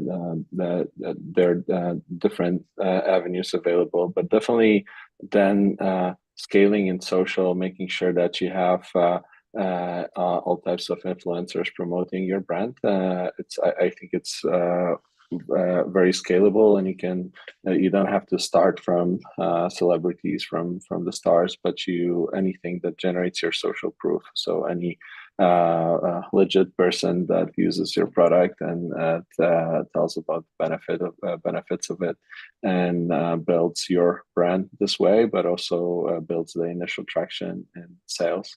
And then the third piece that Marisha, you also mentioned, like putting some advertising dollars into I would say physical availability in the sense that your product is just a click away from buying. So when people are searching for the brand, that people are searching for similar keywords, that the ads are just there, and then people are able to buy your product very quickly. Cool. Kuba, something to add? Well, yeah, actually, so my first advice would be to focus on things that have high ROI, both in financial and all, but also operational, but also from operational perspective. So the things that are highly replicable and that create high leverage. And what Tomek said, I think, is super important. And this is something I would start with actually, which is making sure that I maximize all the traffic I'm redirecting towards the website or the app via maximizing conversions. So checking if I have all the all the basics, all the payment methods, all the shipping methods. If my path to the purchase is super simple and clear. That would be the first step. Then what I would probably do is running both paid ads, like because it's replicable. You just keep optimizing. You just keep running, and probably go with the tactics that Marisha mentioned, which is TikTok and in general user-generated content. There are platforms like UseMe that you can have this content generated pretty cheap, or even do it yourself in the beginning. Yeah, the last thing, I think what Ola said about this growth hacking maybe tactics like Facebook groups. You guys, you have no idea what Facebook groups are there. Like there's like I can tell you from my experience, there's a Facebook group on promotions in Biedronka that has like 600K members on Facebook. Like these numbers are crazy. So I'm sure there are groups that you can engage in. Start maybe recommending your e-commerce your business there. But this is it has little replicability, and this is highly engaging in terms of your time resources. So I would start with the ones I previously mentioned. Cool. So moving further, okay, that's about new brands. I think for me, the new brands are super exciting because that's such a new territory, and there's always a chance of failure, which makes things even more exciting. But then there are obviously brands on different stages. Right before this panel, we had a talk by Tribe 47 when they were trying to split the brands into 3 groups, like the grow-ups, like huge brands that are already well-known, those middle segment brands, and those small brands. Now, we're talking today a lot about brand building. Like, do you think it really differs on how much of the brand should be how much of the brand should be built and sustained for the companies at different stages? What's your personal approach to it? Like, you guys worked with many brands, those that are just starting out, those that are already grown up, those that are already huge. Like, what's the approach? Like, what's your key insights about how to treat the brand-related advertising for brands at different stages and of different growth? Maybe let's start with Marisha, because as the head of growth at Mindvalley, and then helping also smaller companies to start out, I think you have this idea, jumping from one that is already grown up and then to the small ones. How does it differ? How does the brand approach differ for small and big and middle? Yeah, so I think it differs. And okay, so I mean, as I'm speaking from experience, because when I joined Mind Valley, we were doing like under 30 mil, and now we're doing about 200 mil. So there's like massive jumps and stages that we've gone through, right? And I think brand is the most important thing. And I'll give you an example. So recently, we launched a new line item, we launched a new product within Mind Valley. And then what I did is I did a rebrand of the product to make sure it was completely optimized. It looked stunning. It spoke to the right audience, and I invested in this rebrand, right? But what happened after I invested in the rebrand is that the conversion rate of the page went up 40%. That means there was 40% more revenue coming from that page right after the rebrand. And I can only attribute it to the rebrand, because before that, my page was still optimized. Like Mind Valley runs like a really tight ship when it comes to conversions and optimizations. So I think that there's a power in rebrand. It is a power in branding, right? Now, what happens is that a lot of brands, they neglect branding in the early stages and they focus only in the later stages. But I think that's a big mistake. I think that your brand has to evolve. Your core message should stay the same, but your brand has to evolve, because you need to speak to a more aspirational audience, right? You need to show like the future of the brand, where you're going, what are you trying to achieve? But the core should always remain the same. So you might want to refine the story as you're evolving, but you need to start branding from like day one. And it's more critical for some businesses than others. So for example, if you were selling a jewelry brand, right? Imagine you're selling a high-end jewelry brand.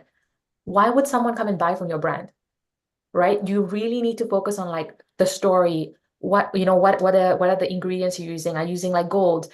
You need to do PR. You need to really establish that brand for someone to say, okay, why should I buy, for example, a husband or a boyfriend? Why should I go to your jewelry brand versus all the competitors in the market, right? So that's how the branding really elevates your brand. So start early, like PR, branding. I think it's really important, and it's what allows you to build trust and what allows you to charge more. So an example of another brand is Last Crumb. So Last Crumb is a cookie brand, but Last Crumb, what they did right is that they just didn't launch as an e-com. They actually did their branding. They got their packaging right. They got their messaging right, and they are able to charge $140 for cookies. That's the power of branding. There's a reason why Chanel is like the most valued asset. It's the fastest growing asset class because of branding. And it stood the test of time, and the value of a Chanel always appreciates. So if you really want to stay in the game long term, and if you have the money to park in it, you should focus on branding and focus on PR. And that's really going to help you sustain. And the brand will evolve over time. You will refine it as you're building the products, as your product scope increases, improves. But the core of that brand will speak louder to your target audience than just having a product, that has to cut through the noise. Do you guys agree? Yeah, I can build on that. So much? I would say that it depends what kind of product you're selling, what kind of company you are running. Because if you're running a marketplace, then probably marketplace brand is not that important in the beginning. It's more important for you to have like great UX, great UI, great payment system, logistics, and low prices. But if you're saying like a fashion brand, or jewelry, then the brand itself is more important, right? Than the prices and even probably than the product. So depending what you are doing, then you have to take a decision. You have to make a decision. At what stage do you invest in brand? When I was doing Funny Design, which was a shoe brand actually, where you were able to design your own shoes, the brand was everything. So we started with PR. So like Marisha said, PR is very important. And this is something that helped us to kickstart the company. And we actually, because we needed something to sound at least interesting for the journalists to start speaking to them. So we started with our own personal brands, how we ditched the corporate world and started our own company, right? But that got us, rolling at the beginning. So yeah, depending on what you're doing. Yeah, I would disagree in the sense that I think that brand is always important, and with the example of a marketplace where this is important, I can bring an example of Airbnb that always focus on brand building and brand marketing way more than what was the classic playbook of Booking.com and Expedia in the industry. Was but remember about the a lot of money in product. Google. Remember about the and, product, you have private properties, right? So this is something that you don't feel correct, secure, yes, but right? all right, yeah, but Booking.com very early tried to respond to that and tried to like bring this type of inventory on the marketplace as well, and they never succeeded in getting the right share. So they were what Airbnb was focused on was getting the product right, so getting the user experience right, but also very solid focus on branding. And Brian Chesky was always super passionate about the design, about the quality of the visuals, about quality of the like how inspirational travel should be, and what the competition was focusing on was more on investment in Google and buying keywords and spending a lot of money in Google, and over time it converged. So after Airbnb IPO, they invest more in sales campaigns right now, and then started spending in Google, but they still do just a fraction of what Expedia and Priceline are doing on Booking.com are doing on the just the pure sales marketing. So and I think here for the brand building, like why this is important, and what is important on different stages, I think that it's just starting from the very high quality of visuals, of photography, of the website, of messaging, of brand identity is, I think it's high ROI from the very beginning, from even like early stages of startup, just investing in high quality brand assets just goes a very long way.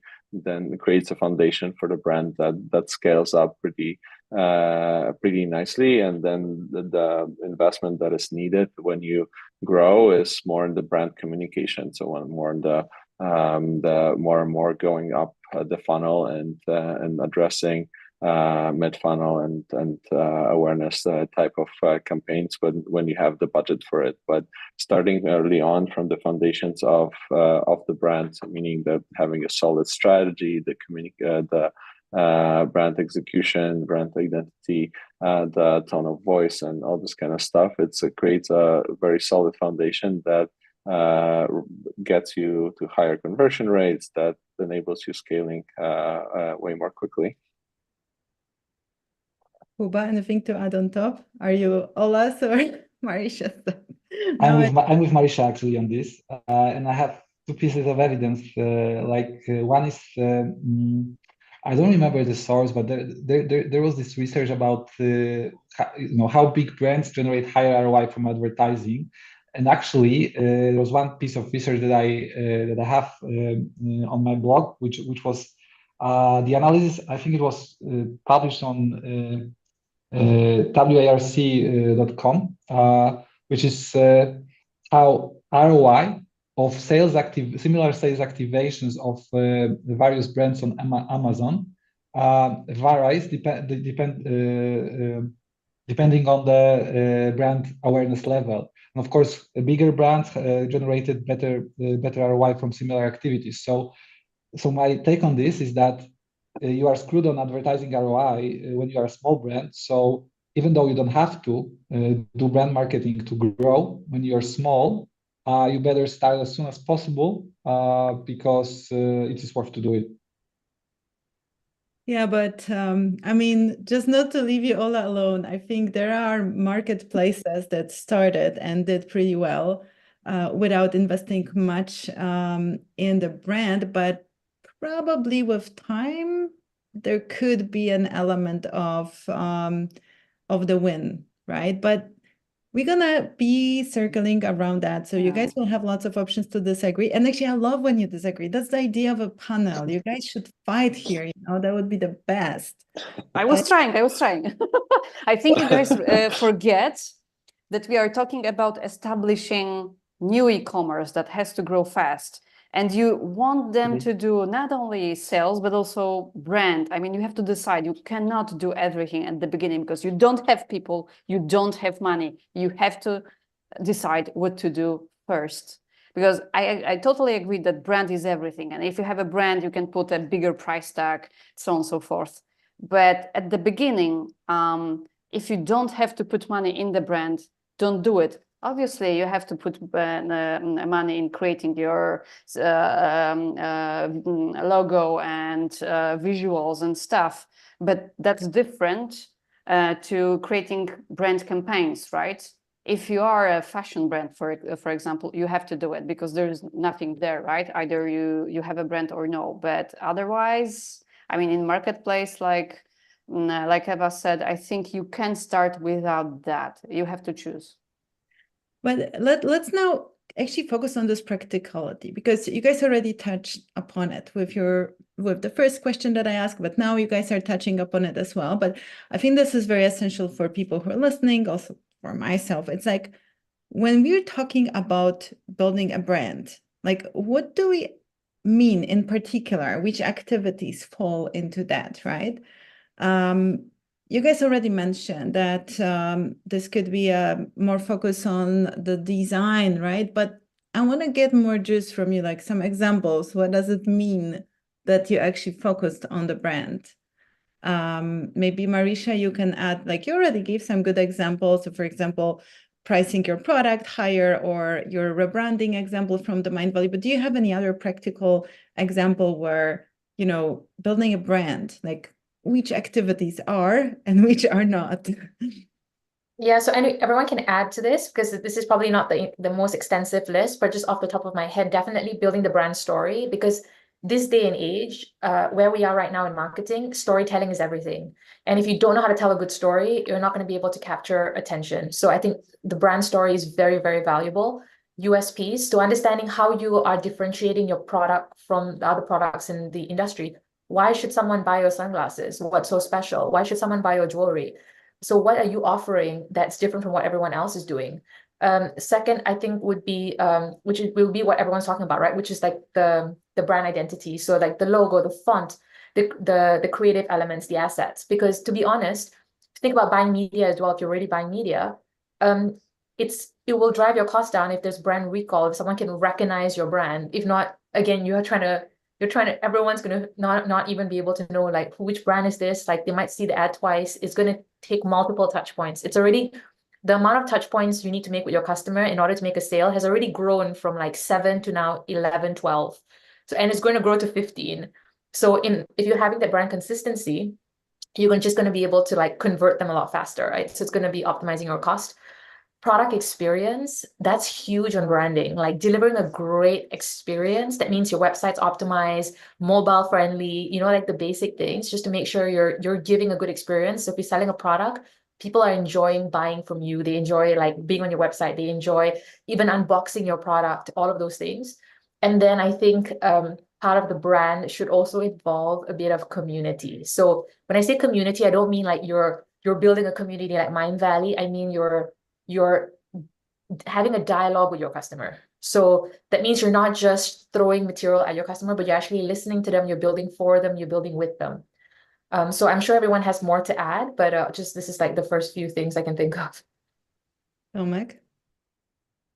Sure. I can think of the example, the company called Casa they work for, led marketing, and it's when I started, it was just an operator of Airbnb apartments across the like 40 cities in the US at a few thousand units, and was trading most of their rooms on Airbnb, and they had very weak brand identity, brand awareness, and most of the sales were coming from Airbnb. And what we started doing is like we did the exercise with what Marisha just walked us through, like from brand identity, brand story, foundations, and putting them all in the very high quality imagery and messaging on our website, and also harvesting all the reviews that they were across the internet, and putting them on the website, putting them in the social media, working with some influencers to generate user content,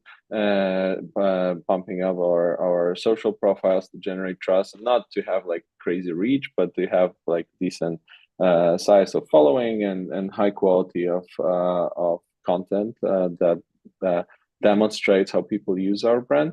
And step by step, like all these exercises, and so very high quality branding being available in the lower funnel. So all the lower funnel advertising that we started doing directly, and social proof and high quality of the trust building elements on the website led to quadrupling, so going from 10% to more than 40% of direct sales. And this was a very good achievement that we were able to, just from doing pure sales, we switched to doing branding and to building the distinguished brand and having a way bigger share of the pie. Cool. Any other cool ideas, like Ola, Kuba, something you want to add about what is this brand building? I think the cool example of that can be of another activity, like your partners can be displayed, which next year will be 10 years old, but they actually become well-known company after they started cooperating with other brands. So they produce metal posters, very high quality, great product. And they invested a lot of money into Facebook ads. They were actually the biggest spender in Meta ads in Poland. But at some point, they started cooperating with Netflix, CD Projekt. So they were doing posters with arts on licenses with other companies, and that kickstarted the huge volumes of sales. So the environment of brands, your partnerships, also shows what kind of a brand you are, and that can help a lot. That's a really cool growth hacking idea, to actually approach a brand on someone else's shoulders, right? I'm taking a note of this one. And Kuba? So my take on that is, again, evidence-based. So what I would start with is understanding the category. So category entry points, which is the moment, situations where you think about when you think about the purchase, the need. So it's actually a bit of, and then positioning via those need states. So you're not actually looking for USPs and differentiation here. I don't agree with Marisha. I think it's if you want to go big, you need to understand the biggest category entry points and build distinctive communication around them. Build distinctive brand story, build distinctive brand assets, and just being super consequent in communicating them. Yeah. So this is something I would start with. And do you guys think there are, do you think, obviously, we've got so many different channels that could be tackled when we're talking about e-commerce, but do you think there are some channels that are super important for the brand side and there are some channels that are less important? And does the offline channel play a role? Kuba already touched upon the TV ads for the e-commerce brand in his short presentation on evidence at the beginning, and you were showing some really particular data showing that actually that TV strengthened the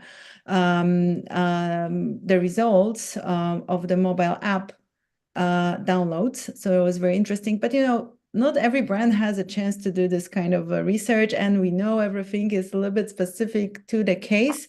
So I want to hear you out, guys, which channels are the most important for the brand building, which are the most questionable, and which are maybe the least important nowadays. And maybe this time let's start with Tomek.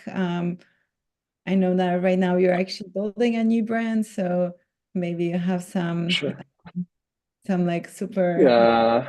Yeah. So I think that the challenge I have is US market is so big and it's super expensive to do advertising that has decent reach. So this is the main challenge I'm facing. And also with our service, with Kite, we are present right now in 12 biggest US cities, but it's not a perfect coverage, right? So if you do any type of nationwide communication, then it has a lot of churn and it's not super efficient. So we are here trying to choose a media mix that is efficient in this situation.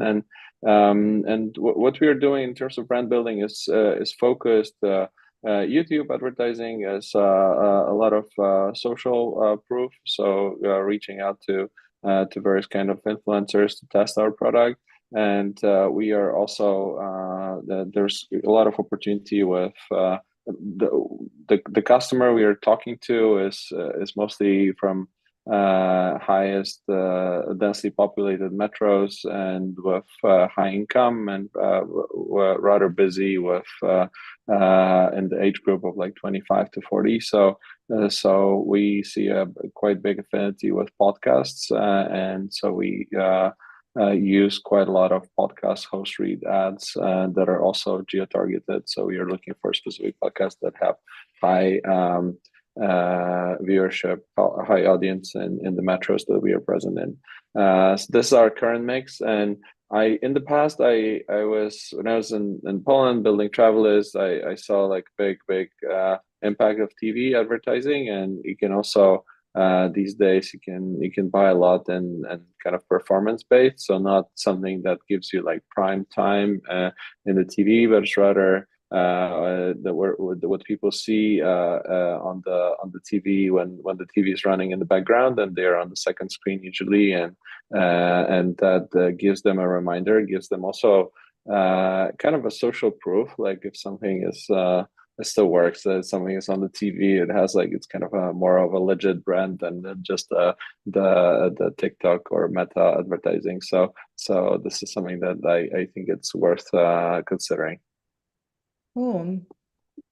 And I don't know, maybe Ola? Don't behave like in school. You're like a teacher. Now you. I'm the master. That is true. You know what? That got me thinking, because I totally agree with Tomek that if you go outside of internet, that builds you more credibility. So brands that are visible on billboards or in TV seem to be more credible because, I don't know, we think probably that they spend way more on that advertising, so they have money, so they're more credible. But I have to say that I would start thinking about whether my credibility should be built by a celebrity or by real people. And this is actually not an easy question because it's different in different cultures. I don't know if you know that, but in Europe, we usually look up to celebrities. So when we had game shows in TV, I don't know if you remember, like Fort Boyard. We have a different approach to show those game shows. So in Europe, celebrities show you the direction, what you should buy, how you should dress. But then you want to see real people, what they do. And for example, in Asia, like Japan or Korea, you have real people in TV, and then in Fort Boyard, you'll have celebrities. So you want to see celebrities and real people in different scenarios, and you treat them differently. So I would start with that. I mean, whether I should, to build credibility, does my brand fit more to like celebrity type? I need a celebrity to build a credibility for my brand, and TV and billboards, or can I make it through social proof, through showing how my product works, what the branding should look like? I don't know if you get that difference. It can depend really on the persona and also the buyer persona and the type of a product, right? And how aspirational it's be and how practical it's supposed to be. Do you guys have anything to add in terms of? Yeah, I can add a few cents. So first of all, being a disruptor always helps. Like it gets you a lot of free PR. Like if you recall beginnings of Uber, for example, did they advertise heavily? No. Obviously, they practically set up a new category, and thanks to that, they got a lot of PR, free PR. But of course, it's a very chance you do that. So first of all, I would like building on what Tomek said. I would consider high attention channels to build awareness. Like they are better because of the attention span they are generating for that. YouTube non-skippable formats are good, but here production costs can be a little bit tricky. So I would maybe consider user-generated content again, or influencer-generated content. Although the drawback is that as you don't own the messaging, which can be important. You don't own fully the messaging, so which can be important for a small brand that doesn't have this distinctive brand assets built yet. So yeah, so this is probably what I would consider, because I'm pretty aware that that with TV you have high entry barriers, obviously. Yeah, TV And is that was sorry to interrupt. That was a great idea, a great example with Uber, because then you have a group of people that think that hack reality, right? So it's better to have a social proof and recommendation from your friends than from TV, right? yeah. Perfect scenario. Yeah. Okay. I just reminded myself also like about one tactic that I used to, when we were building travel lists, we were very tactical and just booking advertising and like establish like TV brands or newspaper brands, and then using their logos on landing pages to just show like the bar of like as known from TV or as known from these TV channels or press. And this was like a trust builder that raised the conversion on landing pages. And this is like a good example of how branding just can drive your sales performance. Yeah, branding of others. Sneaky Yeah, tech. exactly. Okay, but now let's get a little bit to the measurement part and some sort of a match with the sales campaigns. Now, obviously, like you do all these brand efforts to finally get the new customers. Now, how do you actually what's your way of figuring out if the job you have done or the company you're working with have done in terms of brand is effective or not? Like, how do you measure the effectiveness? Like, what's your way of doing it? Because obviously there could be plenty of the ways. Kuba spoke about something, then we had today a presentation by Sublime, how they showed the actual very, very data-driven model of how they're trying to ditch GA4 and other platforms to build their own first-party data attribution to measure the effectiveness of brand campaigns on different channels. They're halfway through to be very successful with that. So what's your way? Like, obviously, there's going to be a bit of a sense and a bit of intuition. So how do you do it? How do you see if the brand campaign is effective?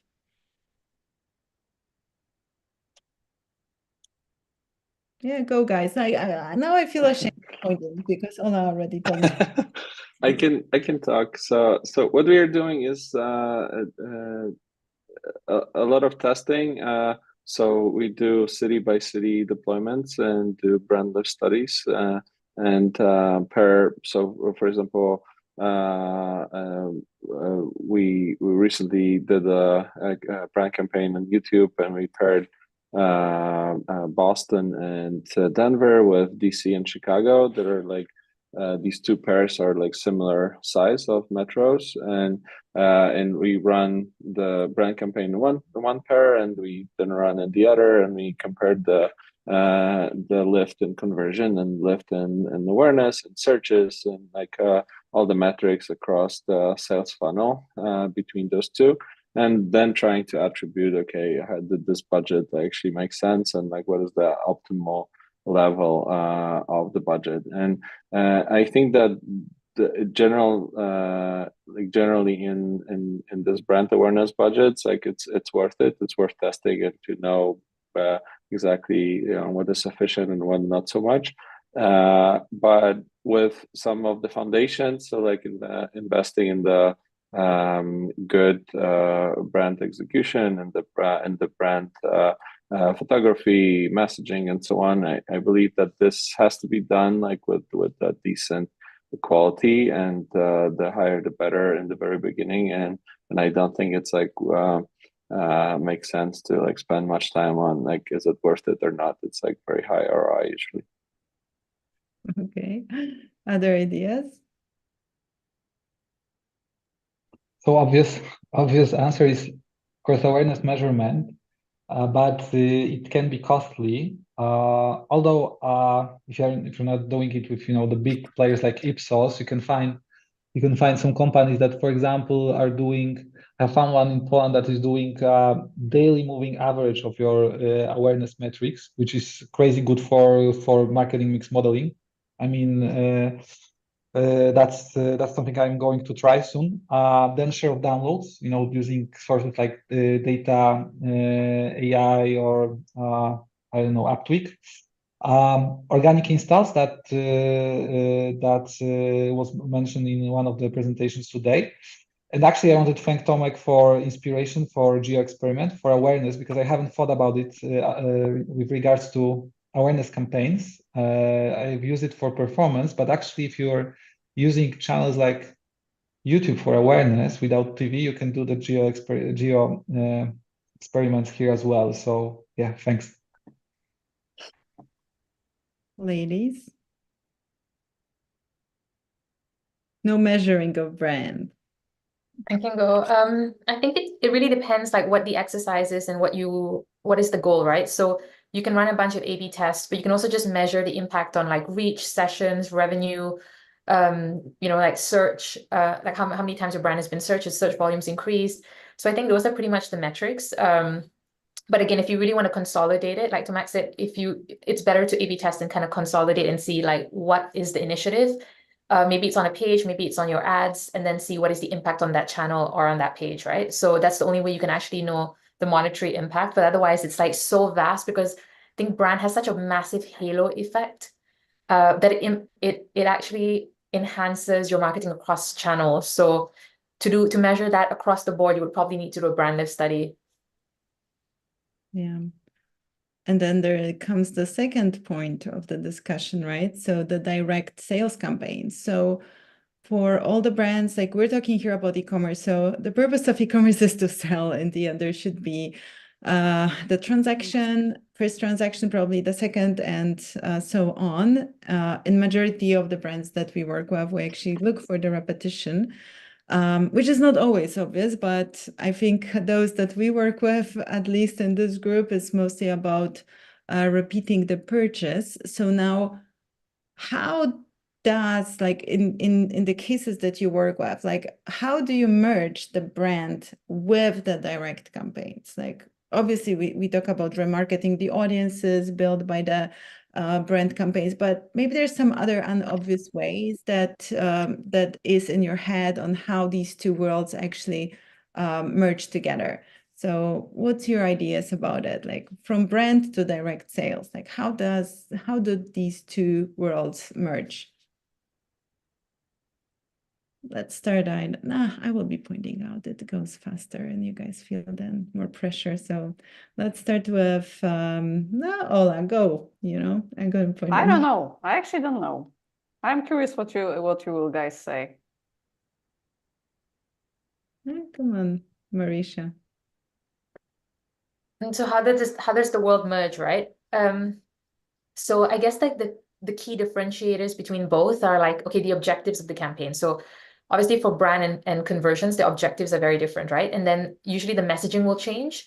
So usually for brand, you're talking more about aspirations, the goals, the missions, differentiators.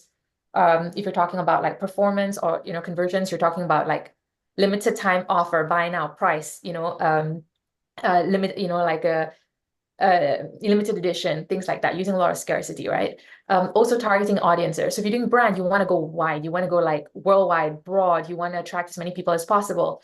And then if you're doing conversions, you want to actually retarget the people that saw the first ad into buying later, right? But I feel like right now, with a lot of the ad I'm speaking of ad platforms specifically, there's AI solutions, right? So for example, Google has PMax, Meta has ASE. And right now with both, what they're doing is they're allowing advertisers or brands to kind of combine everything into one. So you basically have all the creatives. You can create as many amount of creatives as possible. You can write as many amount of copy as possible. Just dump it in and the platform decides who to target, how to target, and what to do, right? So right now what's happening is that the kind of content is being blended and it's the creative that's doing the targeting. So you can actually do like all types of creatives are working. So you can storytell and then announce a product. You can do so many different things because a lot of the effort and pressure is now coming on the creatives to do something different, not be traditional and separate brand versus conversion. It's now about how can you hook someone in the first 3 seconds, get them to watch, deliver value, and then offer them something they can't refuse. So I think right now with the blend, it's again, I would come back to storytelling. It's the person that can get the attention and convert the customer is going to be the person that can tell the best story. And it can happen in one ad. Yes. You're really good. Yeah. And Tomek, what's your idea about blending the brand and the performance? Yeah, I would say, yeah, first, like performance, I think making sure that your platform is ready for receiving customers and also retaining them, so that people can sign up to the newsletter, that they have like some incentive to do it. Then once they do, that you have like automated programs across email, push, and app advertising to make sure that the person is onboarded and led to conversion. And so once you have that in place, then and running a brand campaign that would generate some traffic, then you're capturing this traffic well and converting into users. So that's how these two worlds merge for me. Cool. Kuba?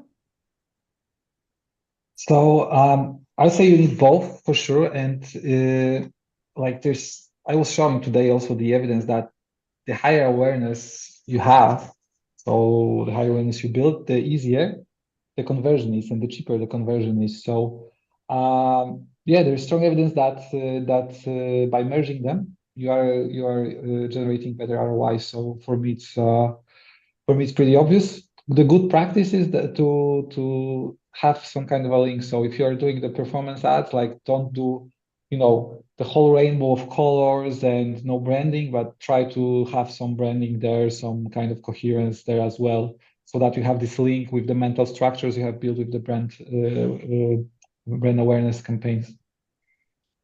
Cool. I mean, we have started a bit later, but I hope you guys can still spend another just 10 minutes with me because I have 2 more questions and I want to sum up. And one question that I have right now is about what are the cool brands, like some examples of brands that you think are really good at combining the branding and the performance. So something that people can really look up to, like brands that you think they should follow for inspiration and cool examples on how to do it. What's your takes? What are you following? Who are you following? Tomek?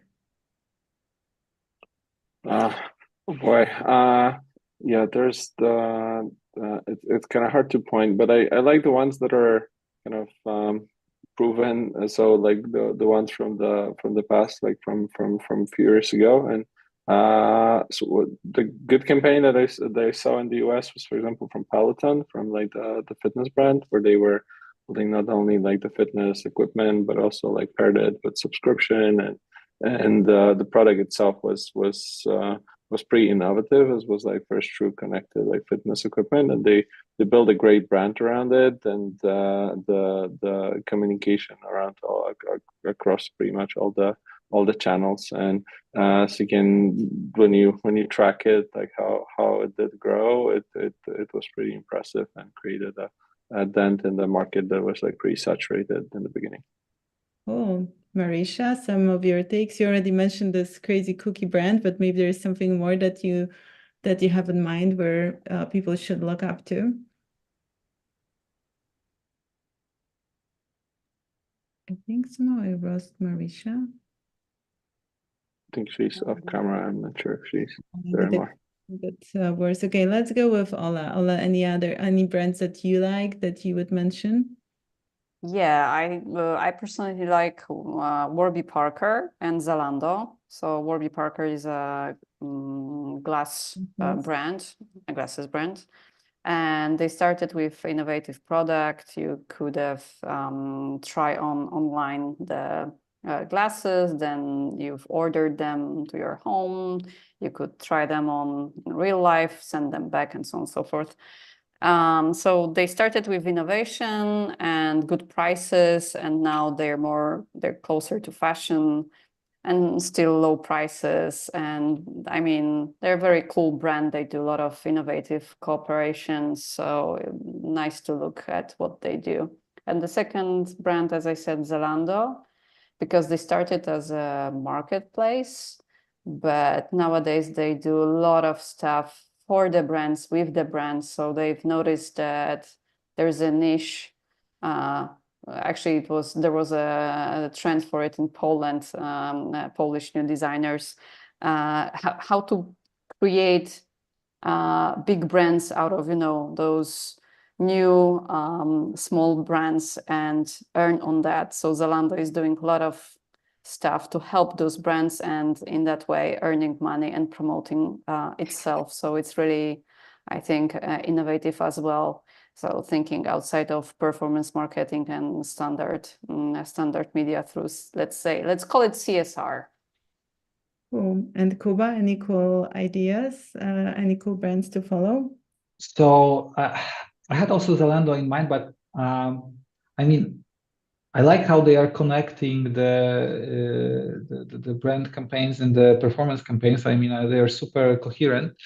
I don't fully get the messaging itself. Like, to me, it's a bit over, like it's a form over the content. I mean, I know it's a proverb in English, but there's like I don't fully get where they're coming from with that. It is distinctive though, because I remember it. So yeah, that's the first thing that comes to my mind, when I think about connecting brand and performance. And like, do you guys have any story where you were experiencing or participating in a project where the brand building effort was a failure? So someone like really did it badly and it didn't really bring results. You don't have to mention the name of a brand so they don't get offended, but maybe some example that also gives a point. I have a good one. From a very big brand. I can name it. It was Pepsi. It's not like it's more about campaign than brand building as the effort as a whole.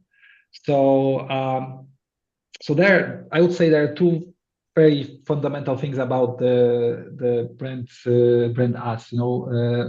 Ads oriented for brand building, which is you need to generate ad recall and brand recall. Yeah, so the audience needs to remember the ad and remember that it was the ad of a given brand. Yeah, because how often you can recall situations where someone says, "That was an amazing ad," but I don't remember what was it of.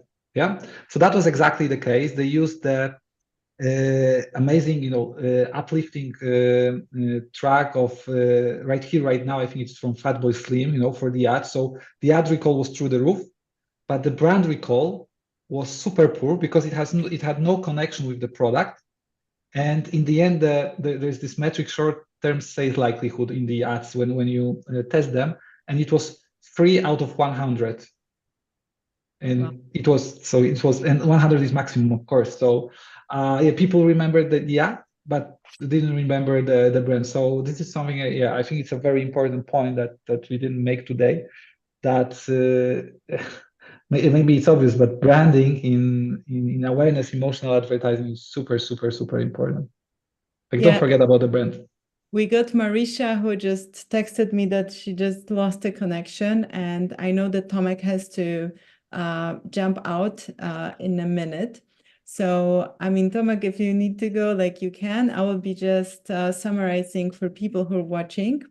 Like, it's a shame we can't stay here for like 2 hours and talk about it, because this topic is just so wide. Like, we could actually talk about brand and sales campaigns forever, because there's never one answer on how to do it, what to do.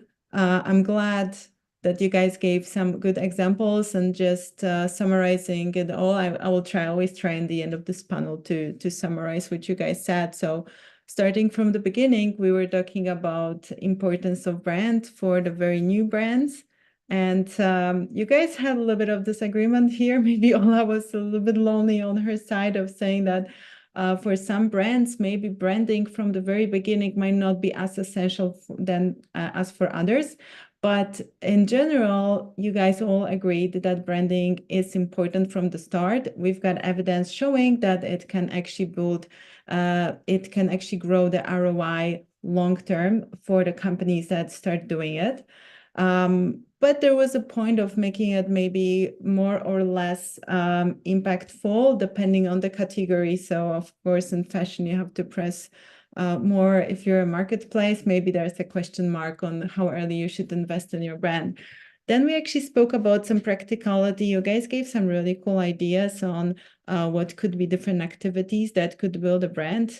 You guys were quite agreeable about consistency of the brand message. We spoke about the brand recall and the fact that if your ads, if your materials are consistent, you're helping yourself out because the customers will actually know that this is coming from the same entity. And that's very important because probably they will have to see you about 11 times and soon 15 times before they actually purchase your product.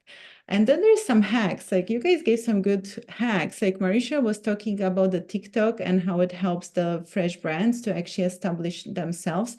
You guys were talking about power of groups and communities where you can actually dive and check where are the customers that can buy a very new thing.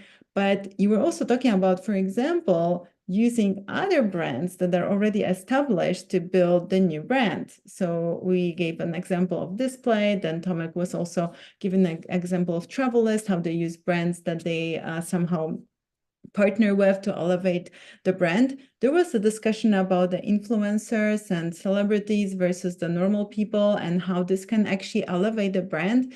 And we know that brand is about emotions, so showing real people and the stories behind it, it's really about how you can build a brand. So brand is about generating the stories, and you should decide which story is meaningful for your brand based on their persona, identity, etc. You guys also said that actually doing this exercise of going through the identity, persona, market, etc. is important, that that's the activity you should take in order to build a brand. And finally, I didn't have enough time to dig into it, but we at least touched that point about how to merge performance campaigns and brand. And Marisha was talking about how advertising right now focuses on the creative. So you should create different types of creatives that serve different purposes, or even a creative that serves both, but the algorithm will help you out to actually reach the people at the right stage. And Tomek was talking about preparing your system, and you guys actually mentioned it in the beginning that you should create a good website or an app that allows for a quick purchase. If you don't have it, it's going to be very difficult at the beginning, but also it's going to be difficult to elevate the results from the brand building. So that was, I think, the most important. And thank you. Thank you, everyone who's watching us. Thank you for the panelists who are slowly dropping because we have running 15 minutes longer than expected. And thank you, Arek, for doing it again, and the whole team at Stripe and Sublime. So I think it was a good session. We've got some questions that people are posting. Maybe we're going to send the questions to panelists and answer them actually with the email, because we usually follow up with the recording. So I think that will be cool to actually follow up with some answers that we were not able to give during the panel. So yeah. So yeah, we also like to posted a link to the survey in the comments section. So please, guys, give like 3 or 4 minutes to give us our feedback. cool. That would be really valuable to us. Yeah, so thank you so much to everyone who was watching. Thank you to panelists, to speakers, to everyone who was with us today. Happy Valentine's Day, of course. Maybe we inspired you guys to do a better job in terms of branding and performance. And I took my note. I'm going to be posting them on LinkedIn soon. So thank you so much. Yeah, thank you so much. Happy Valentine's.